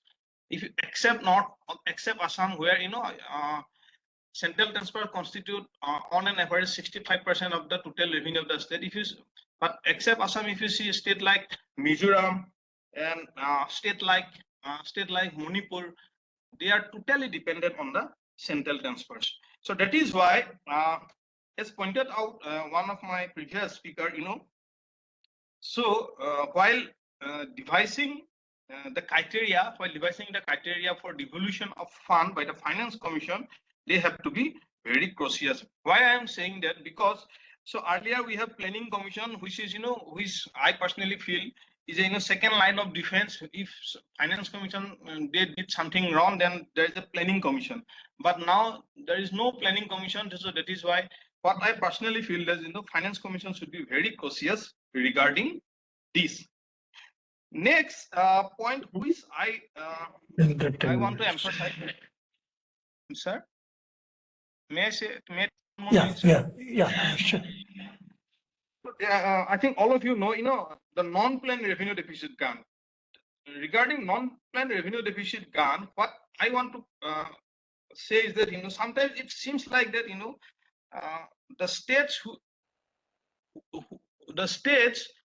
are not performing on fiscal discipline, they are rewarding the non-planned revenue deficit gun, because after devolution they have a after devolution they have a revenue deficit. So that is why if you see for example in case of Assam, if you see in 13 finance regarding during the period of 13 Finance Commission, Assam was not able to receive even a single rupee under this categories, because due to the effort of the state, there is a significant improvement in the fiscal scenario of the states.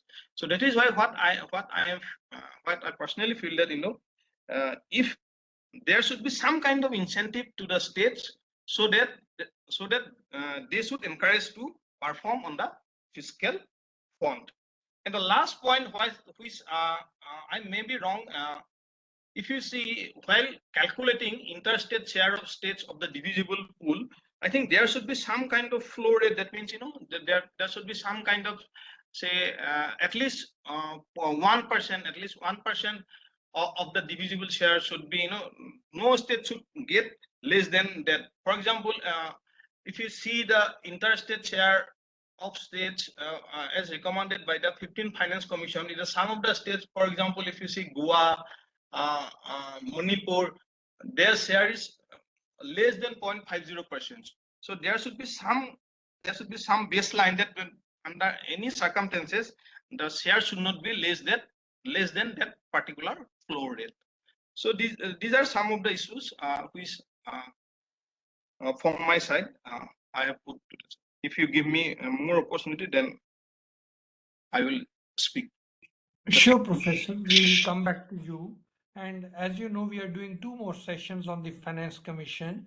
One is on February, as I've already mentioned, February 23rd. So we may request you to join in at that point again. But let me now come back to the last speaker for the day, and that is Professor Barna Ganguli, who's working in the Bihar Public Finance Institute. So Barna, you have about 10 minutes. Thank you, sir, for providing this opportunity to me. And am I visible? You're both visible and audible too. Okay. thanks a lot, and all the presentations and speeches were too good and with lots of new ideas. And I have tried, though you know that I had a tight schedule. Even right now also I'm having a very tight schedule. But I have tried to prepare a small presentation, though it will focus on some of the state-wise issues, but it will be a little bit skewed towards Bihar, because here we are working in directly with the government, and we could see the problems which the states like Bihar are facing. So with your permission, I would like to share my presentation. Sure, Professor, go ahead. Just yes.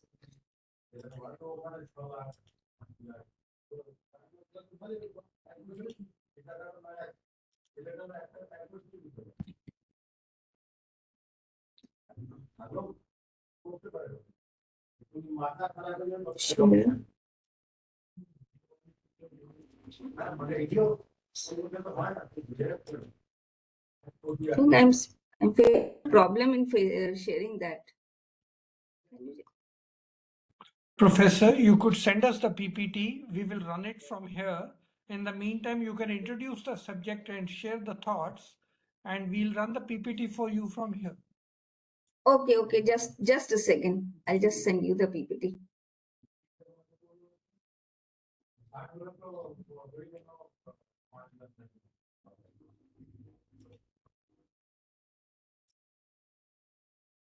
Vivek, run the PPT from here. We'll save time. While she is going to be talking and introducing, just load the PPT and we'll run it. Just a second, but yeah. Yeah, I have shared the PPT. Okay. Hope you have got it. Yeah, we have got it. Okay. So, generally, all of us have been talking about Finance Commission, and I think the main agenda which the Finance Commission focuses on is it focuses on the need, efficiency, and equity. So these are three of the main issues which is seen by the Finance Commission. And as we know that after Niti Aayog, it is the Finance Commission which is the one of the main agencies which is devoluting funds to states. So now it becomes the responsibility of the Finance Commission to see the issues which the states are facing and accordingly devolute their fund to the states. And all the speakers have also talked about, that the three main issues of the Finance Commission is that whatever the tax revenue is shared among the states, there are two types of devolution. One is vertical and second is horizontal, that is among the states. So the main issue which the Finance Commission has to focus is regarding the horizontal sharing. Secondly, it's about the principle followed in the grants of it, and any other issue that is important for the Finance Commission. Yeah, can you just move on to next slide? Yeah, next one. Because all of us have talked about this. So this is the structure of my presentation. Next one, please. This is what is the mandate of Finance Commission, because all of the speakers know what is the mandate of Finance Commission. So I won't spend my time on this. Next slide. And this is what I talked about. That previously there were three types of commissions, or three types of places from where money was devoluted: Finance Commission, Planning Commission, and Union Ministries. But now it is only Finance Commission and Union Ministries. So the role of Finance Commission becomes more important. Next slide. Yeah. Now this is where I wanted to show that now whenever any commission is devoluting the fund or anything, they have to see the needs of the state. And if you could see that when you see the share of state owned tax revenue of the states, you could see the share of Bihar is lying at the bottom. So whatever state owned tax revenue is, the Bihar state owned revenue share is very small. Next, please. Similar is the case with the state non-tax revenue. Here also you could see, you could find Bihar along with even West Bengal also. These states are lying in the bottom. So whenever Finance Commission is making any kind of devolution, they will have to also see that what are the types of the state and what are the needs of the state. And here, because a state like Bihar, previously Jharkhand was what Bihar, and then there were mines and everything was there. But after the bifurcation, Bihar was mines and everything had gone to Jharkhand, and Bihar is only left with unskilled, a huge human force. So to develop these force, it's the need of the Finance Commission also to see the need of the states like Bihar. Next one. Now this is the actual picture. This is a percent share of tax revenue of different states in which I have highlighted Bihar. Then you could see the share of Bihar in the own tax revenue among all the major states, and you could also see the share in central taxes. And as you could see, as pointed out in the few last presentations also, that northeastern states have central dependency. Even Bihar is also having a lot of central dependency. About 70% of their share is coming from the central government devolution. So while making any kind of devolution, it is the need of the Finance Commission to see all these issues regarding the states like Bihar, Jharkhand and UP, who are having a large population pressure and very little resources. Next one. This is again the picture of non-tax revenue, and as you know, there are very little mines in Bihar, so it's very much obvious that this will be the share. But still, you see, when you see the picture of grants, you will see Bihar is getting a good chunk, but then also there are other states like major states like Maharashtra, whose share of grants in aid is even higher than that of Bihar. Next one. Now this is another part. That was the picture of the earning of the state, and now this is the total expenditure of the state. And I have taken the data of 2018-19 because of work pressure, I didn't get time to compile the recent data. But what I wanted to show is that the per capita total expenditure, the Bihar's budget size is around 2 lakh crore. But still, you see, when we go for per capita total expenditure, the state is lying at the bottom. So the state is trying to do whatever it is, but then also it is lying at the bottom. So still now they need some kind of financial assistance. But throughout, I will show in the coming slides that throughout the period, although you will see that the share is highest for Bihar, but still when you see the actual picture, you will see that though the share is highest, but Bihar is not getting its amount which is required. Next one.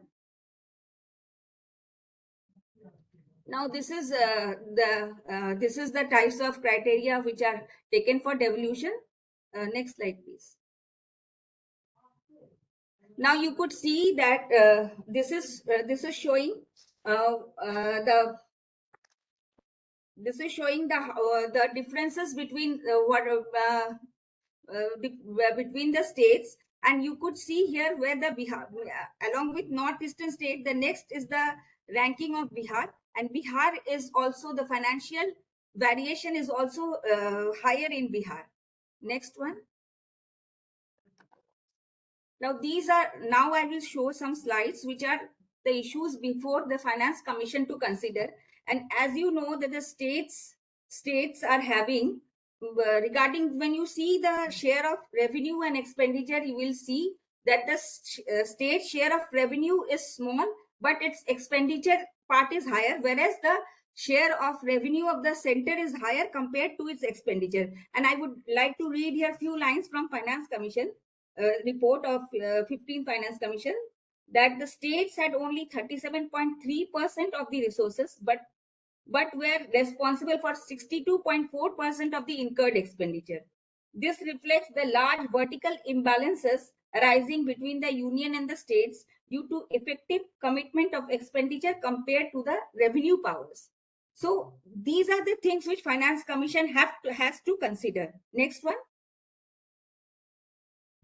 Now this is another problem, that with the gradual years and with the cesses, the burden of cesses and surcharges are increasing.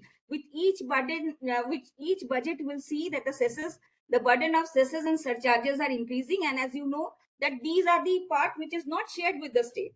So either because these are only for a limited period, though, so the center will have to see that which are the cesses which should be continued, and if continued, how can some part of this be shared with the state? Because on one part you are also giving a large burden of expenditure on the state, then also the cesses and surcharge which is not shared is increasing. So these are the facts which is an issue before the coming Finance Commission, and they will have to see this.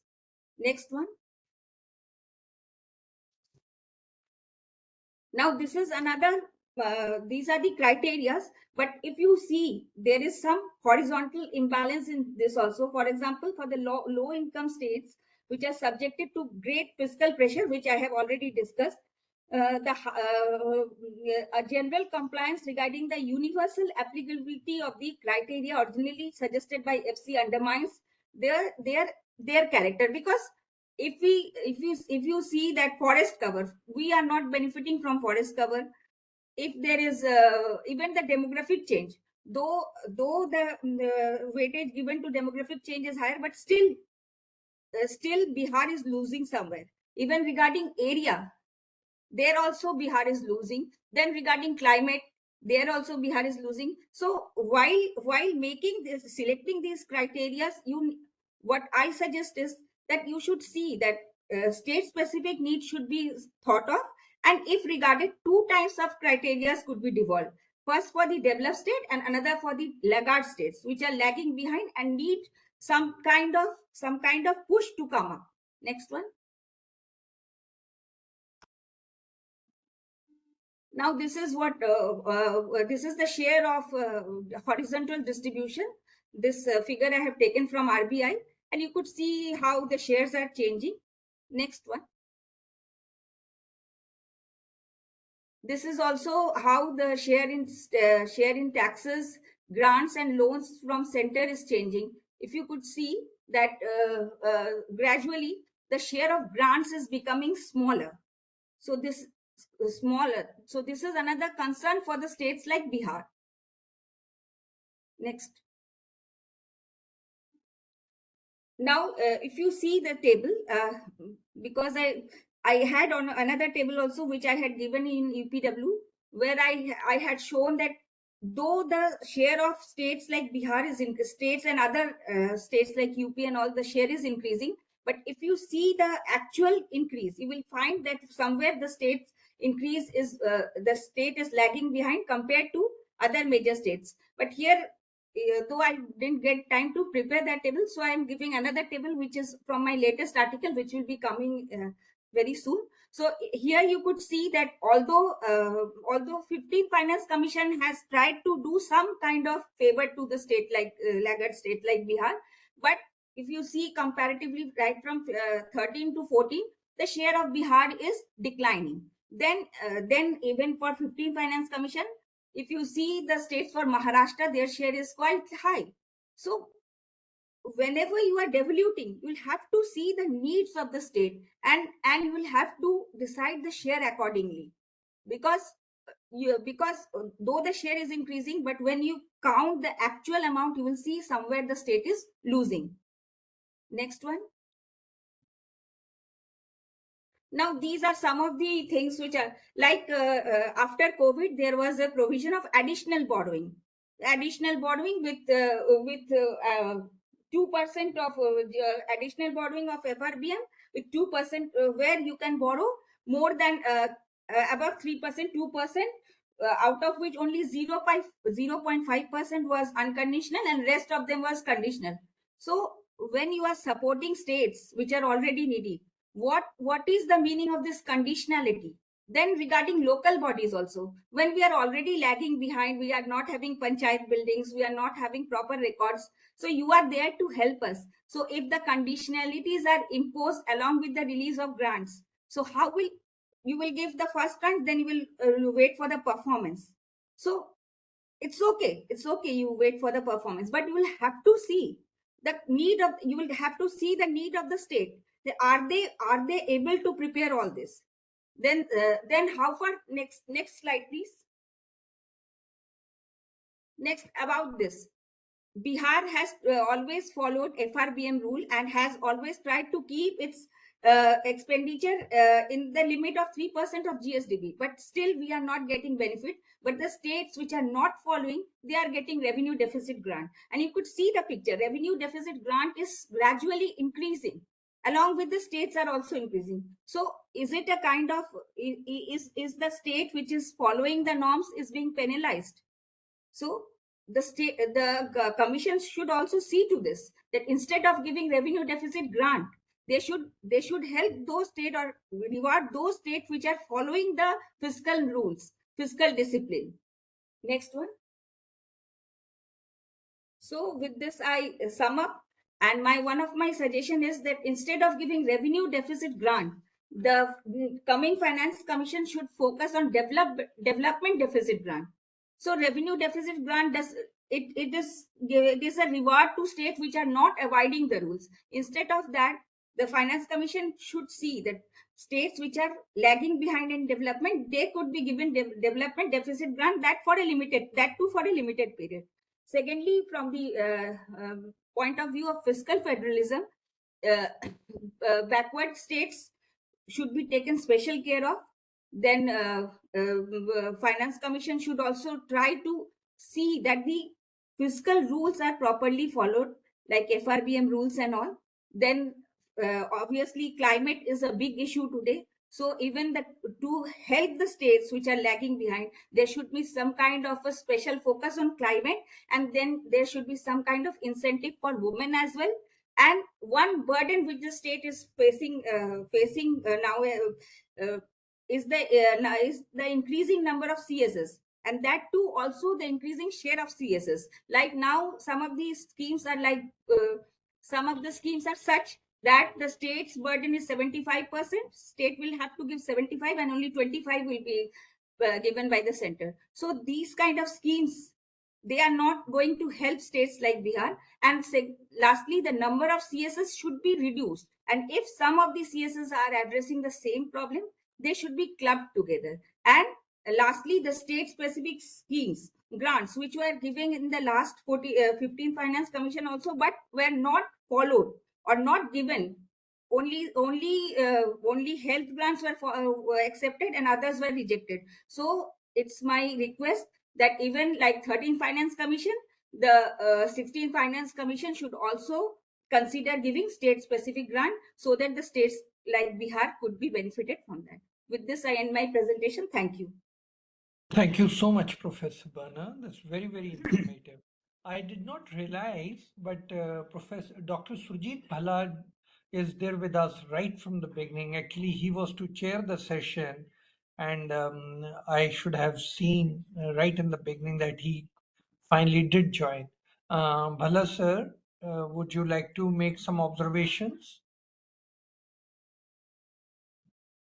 So happy to attend. And sir, would you like to make any observation or any comments?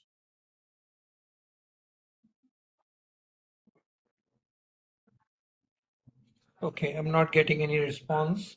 I would also like to mention that February 23rd, which is a Friday, and March 1, we are dedicating to the Finance Commission again. So I'm going to request each one of you, the panelists and the audience, if you can come. We are going to come up with different states. I can tell you some of the names. We'll have somebody from Madhya Pradesh, Professor Sachin Chaturvedi, who's also the advisor there, as well as Director General RIS. We are going to have somebody from Karnataka, Professor Gayatri. We'll have Professor Ali from Jammu and Kashmir, so we are going to have a different set of states on 23rd and 1st. So I would request all of you to please join. I know we have overshot the time, but as you could see, the rigor of the analysis and presentation was so rich. I was just not able to nudge anyone. So we are certainly above time. I would request the speakers, the panelists, if they would like to spend a minute each or minute and a half each on the issues that they have raised, or second round of observations, listening to the others. If they want to make any observations, they are most welcome. I will go in the same sequence as we started. I'll go in the sequence of Professor A.K. Singh first, and then Mr. Alok Ranjan next, and then we'll go to Professor Lakwinder. Yeah, about a minute or two each, so that we are able to round up this discussion. As you know, all the discussions are released on the web within 24 hours, so they stay for posterity. So if you want to complete your thought or want to share something at the last minute, you're most welcome. Professor A.K. Singh. Yes, I have three brief points. Firstly, I would like to clarify my stand on forest. What I feel is that it should not be part of criteria of general allocation, because that doesn't ensure that the additional money is spent on forest, because it becomes part of general transfer. So my point is that given the importance of forest cover, this should be covered through grants rather than through the general devolution. Then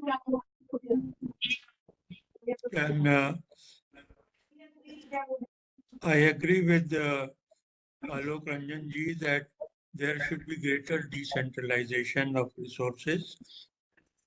In fact, in developed countries, almost 25% of public expenditure is by the local bodies. And there the standard of services is so high. So we should have a certain goal post that presently in India, the share of local bodies is not even 5%. So it should be raised initially to 10% and ultimately to 20%.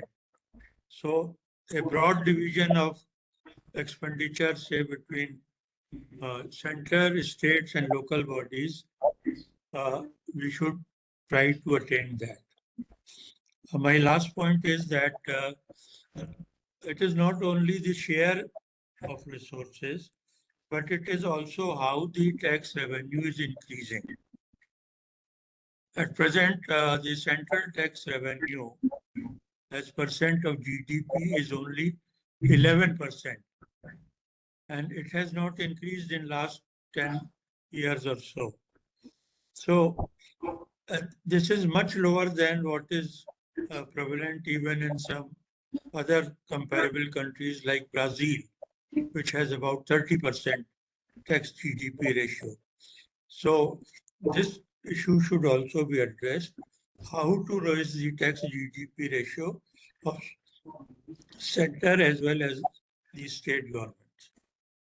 Then a larger share in taxes will mean larger transfer to states. These are my final points. To Mr. Alok Ranjan, the ball is in your court. Everybody is saying how to plug the leakages. Leakages can only be plugged by better governance. There is no other option to that way. Better tax governance is the only answer where leakages can be plugged. And I agree with you that there is a substantial amount of leakages there which can be addressed, and the tax revenues of the state level as well as the central government level can be enhanced in a significant manner. But I would say efforts are being made. In the case of UP also, I can say every year now 10 to 18% increase in tax revenues has been taking place on a regular basis for the past several years, I've noticed. And that's why the size of the budget has also been going up correspondingly. So it's not that efforts are not being made, but certainly we have to widen and deepen the entire exercise to get more out of the taxes. And in particular, let me say a word about the local bodies. I think hardly anything is being collected as property taxes.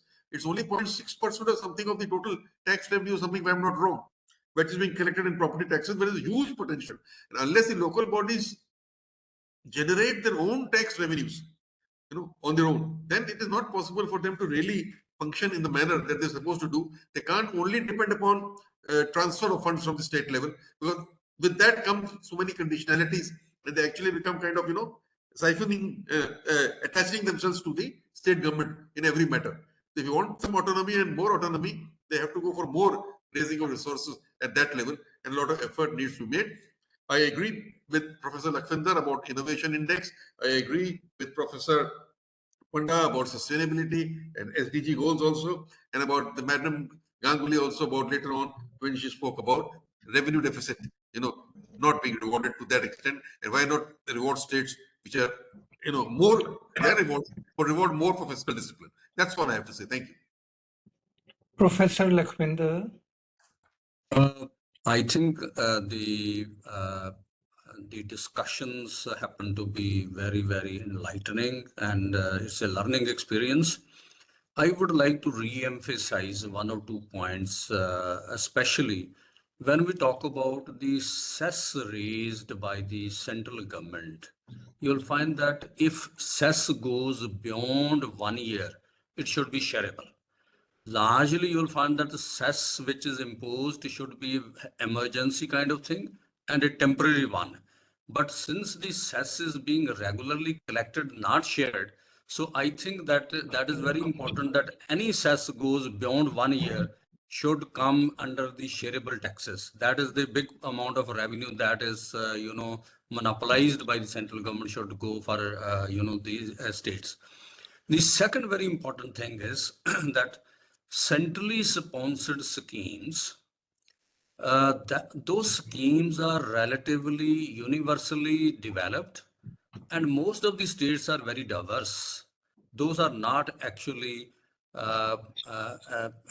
fit in the development process of the most of the states.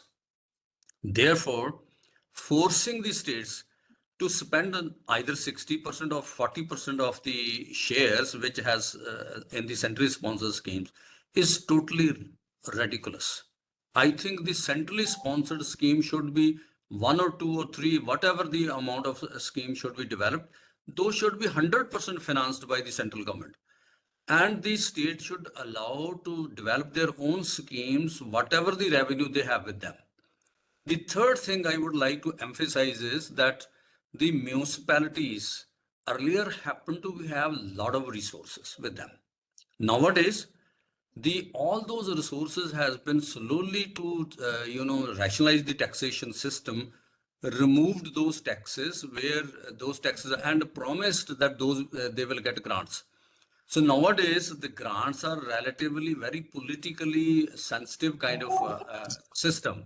So the most of the municipalities and the panchayats are not able to get timely funds which are really required to go there. So my proposal here is that the design of the taxation system is required, so that you will find that the collection of taxes should be done at the local level, and the local governments should be empowered to collect taxes, and they should be empowered to, rather than waiting that the taxes should come from revenue, come from the central government and from the state government, it should be relatively given, they should have autonomy to collect taxes and spend revenue on that. So in a way, even if the central government directly now, distributing resources to the municipalities and the panchayati system, I think that is also a intervention in the development process of the state governments. So I think this is a politically sensitive matter, but I think that we need a third tier of the government to become autonomous if we have to have a truly decentralization. So that is very important. And I would like to re-emphasize that commission is being established at the time when government of India and the Niti Aayog is now dependent upon that the future of development of the India is lies in the state governments. So therefore, you'll find that it is the state governments which have to contribute for the achieving the goal of a developed India. So in the 2047, if we have to see developed India, then I think that if we look at the basic development indicators of the developed countries in the world, I think the most important is knowledge, the innovation. So until the focus of attention is on innovations and the incentivization is not done by the state, because most of the states do not have, except Kerala, the R&D budget. Therefore, you'll find that states are required to be incentivized and given enough resources so that, and then the goal should be that at the national level, the ratio of R&D and GDP should exceed 2% in the next 5 to 7 years period of time. So I think a massive level of investment is required, not a formality as we have been doing over a period of time, and waiting that the corporate sector is massively spending and the government need not to spend. Now the time has come when you'll find that the international kind of globalization is almost halted and countries are redrawing their strategies. At this juncture of time, India requires a massive investment in research and development. And I think that we have a huge amount of scientific manpower that can do wonders as we have landed on moon. So I think that we can develop the ideas, products, and then you'll find that whole world should like to have our kind of products. Today, we have a kind of branding that we landed on moon, but you'll find that no product of India can be considered as a brand name in the whole world, like in many other countries, small countries like South Korea and all that. So I think that is the way where foundations need to be laid. And in here, I would like to emphasize that large number of people in the diaspora have a huge amount of scientific abilities that requires to be harnessed, like China, where you'll find that they provide equivalent to US university salary system. And then you'll find that they are spending a semester or two in their own country and transferring huge amount of knowledge. So I think that is the kind of strategy that we have to involve diaspora and incentivize states through the Finance Commission to provide resources so that you'll find that that can be done. The last point I would like to take here is that most of the states in India, since the 15th Finance Commission has happened, feeling discriminated in terms of devolution of resources. Can we develop a consensus? Bring in some of the panels from the state government. So we have to synchronize that why states are feeling deprived. So that is the kind of ideas I think that the next Finance Commission should be able to consider. Thank you very much.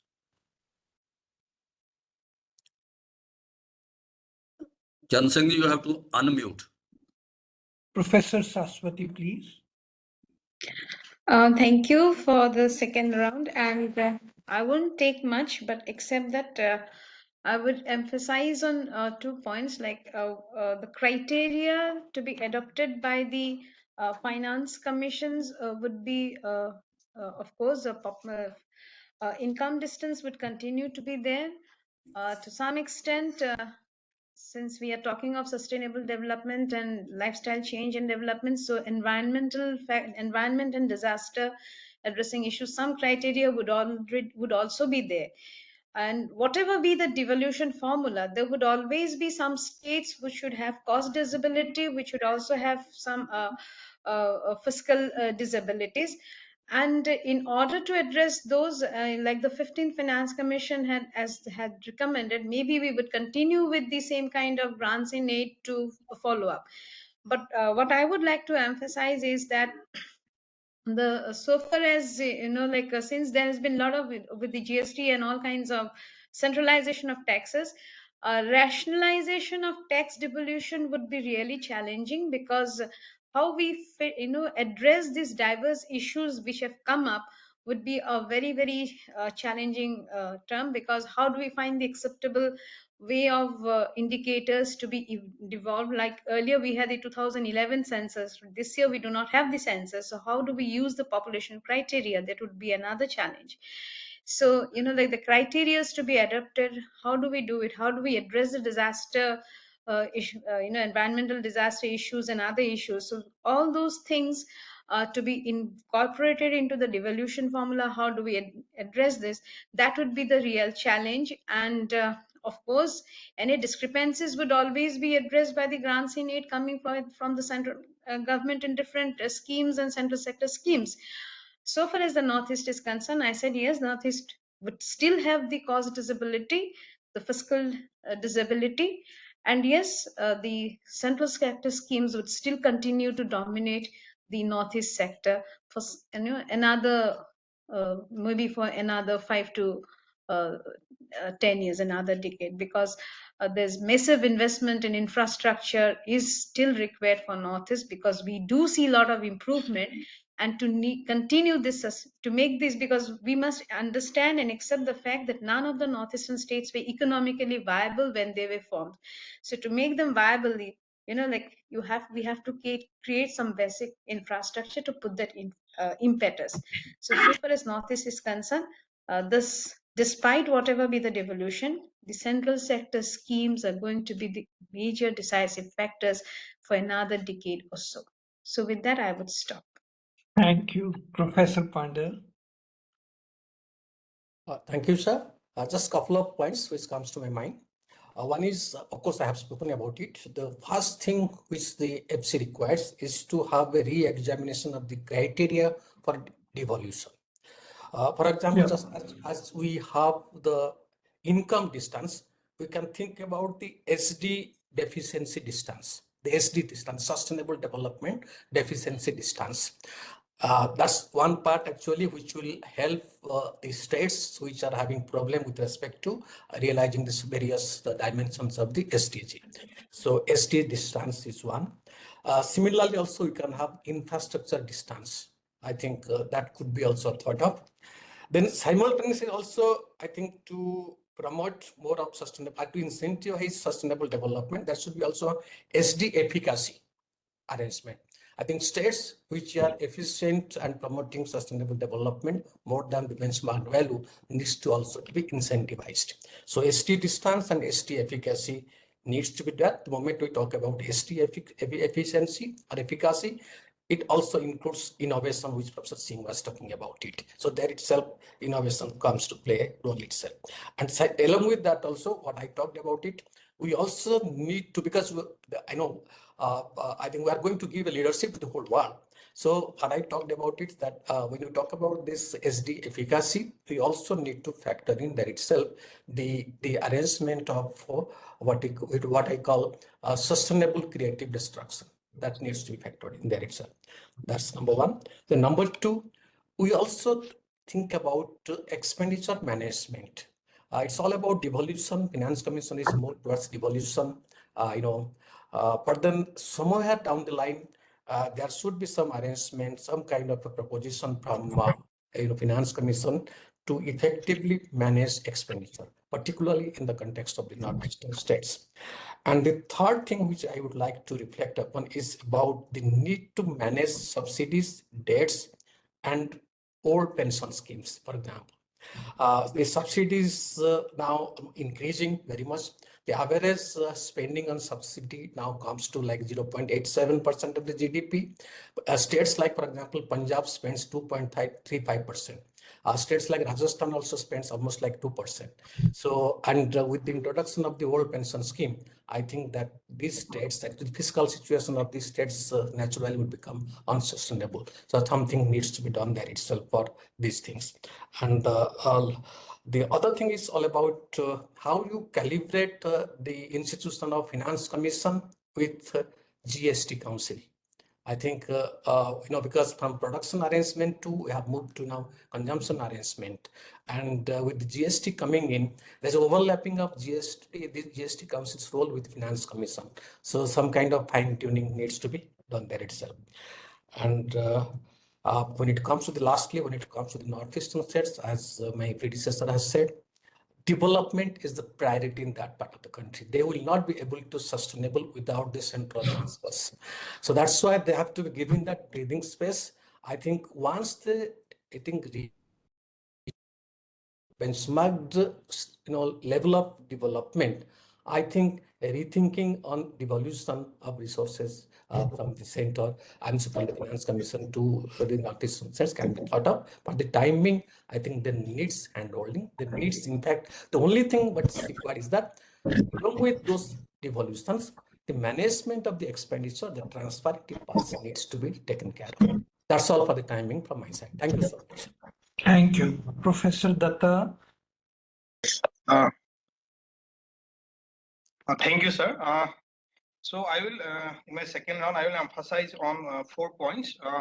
So considering the estimating nature of Indian fiscal federalism, where central government enjoying more power in revenue raising and expenditure, as rightly pointed out by Professor Barna Ganguli ma'am, I also personally feel that all the cesses should be bring under shareable pool, and the state should also benefit from those collection. Next, as pointed out my previous speakers, I also personally feel that instead of temporary nature, Finance Commission should have some permanent and permanent. It should be a permanent constitutional body, so that each time they should not keep and they should not be in a confused state of mind where they have to devise new criteria for devolution, for particularly for horizontal devolution. Now, I also personally feel that there's a need to strengthen the local bodies, because they are in a best position for providing public services.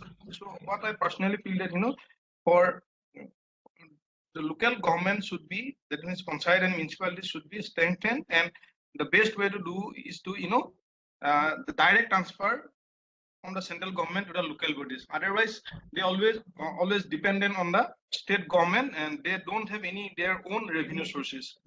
Now, the fourth point which I want to emphasize is that I personally believe that there should be some kind of special grant for states which maintain fiscal discipline, at least only on revenue government. No state should incur revenue deficit on a continuous basis.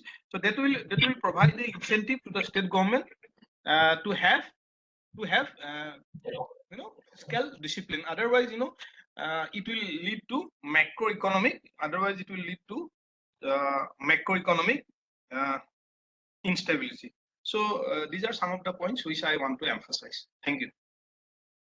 Thank you. And lastly, Professor Bani. Thank you, sir. Sir, I'm Barna Ganguli. Barna Ganguli. I'm sorry. My apologies. Yeah, most of the points have already been discussed, but 2 or 3 points from my side. One, that states should have freedom on selecting the CSS according to their need. All the CSS must not be imposed on them. The state should have the freedom to select the CSS according to the need of their state. Secondly, the criteria for the horizontal distribution should be redesigned. Then our investment on R&D is very important, especially for the states like Bihar, Jharkhand, which are still lagging behind. I think investment on R&D is very important. So there should be some kind of provision in the Finance Commission for the states which are promoting R&D. And then obviously also pointed out by Dr. Dutta, then the states who are abiding the fiscal discipline, they should be awarded and not penalized. Instead of the Finance Commission, all the Finance Commissions have been rewarding the states who are not following the fiscal discipline. So the 16th one should change this. And lastly, the conditionalities on local bodies should be removed. If you are there to help the local bodies, then the fund should not come along with the conditionalities, and they should directly go to the local bodies. And lastly, I think the state specific grants which was there in the 13th Finance Commission and also in the 15th one, but most of them have been declined. I think the state specific grant is a very good idea and should be kept in the 16th also. Thank you. Thank you so much, Professor Barna Ganguli. I apologize for misspelling your name. Really sorry for that. As you have noticed, we have had a very rich discussion, and I think it's been a very academic discussion today. I'm sure we will be sending this recording to the government and the Finance Commission, and I'm sure they're going to benefit extensively from this. I would now like to invite you for February 23 and March 1, where we focus on the third and the fourth leg of our series on Finance Commission. I would request each one of you to be there. We'll have lesser number of speakers there so that we don't spill over on time as we have done today. I want to thank each one of you. I had requested you only for 90 minutes. It has turned out to be nearly, we have exceeded very badly. We're around 6:30 now, whereas we started at 4 o'clock. So I apologize to each one of you, the speakers, the panelists. Want to thank you for your patience.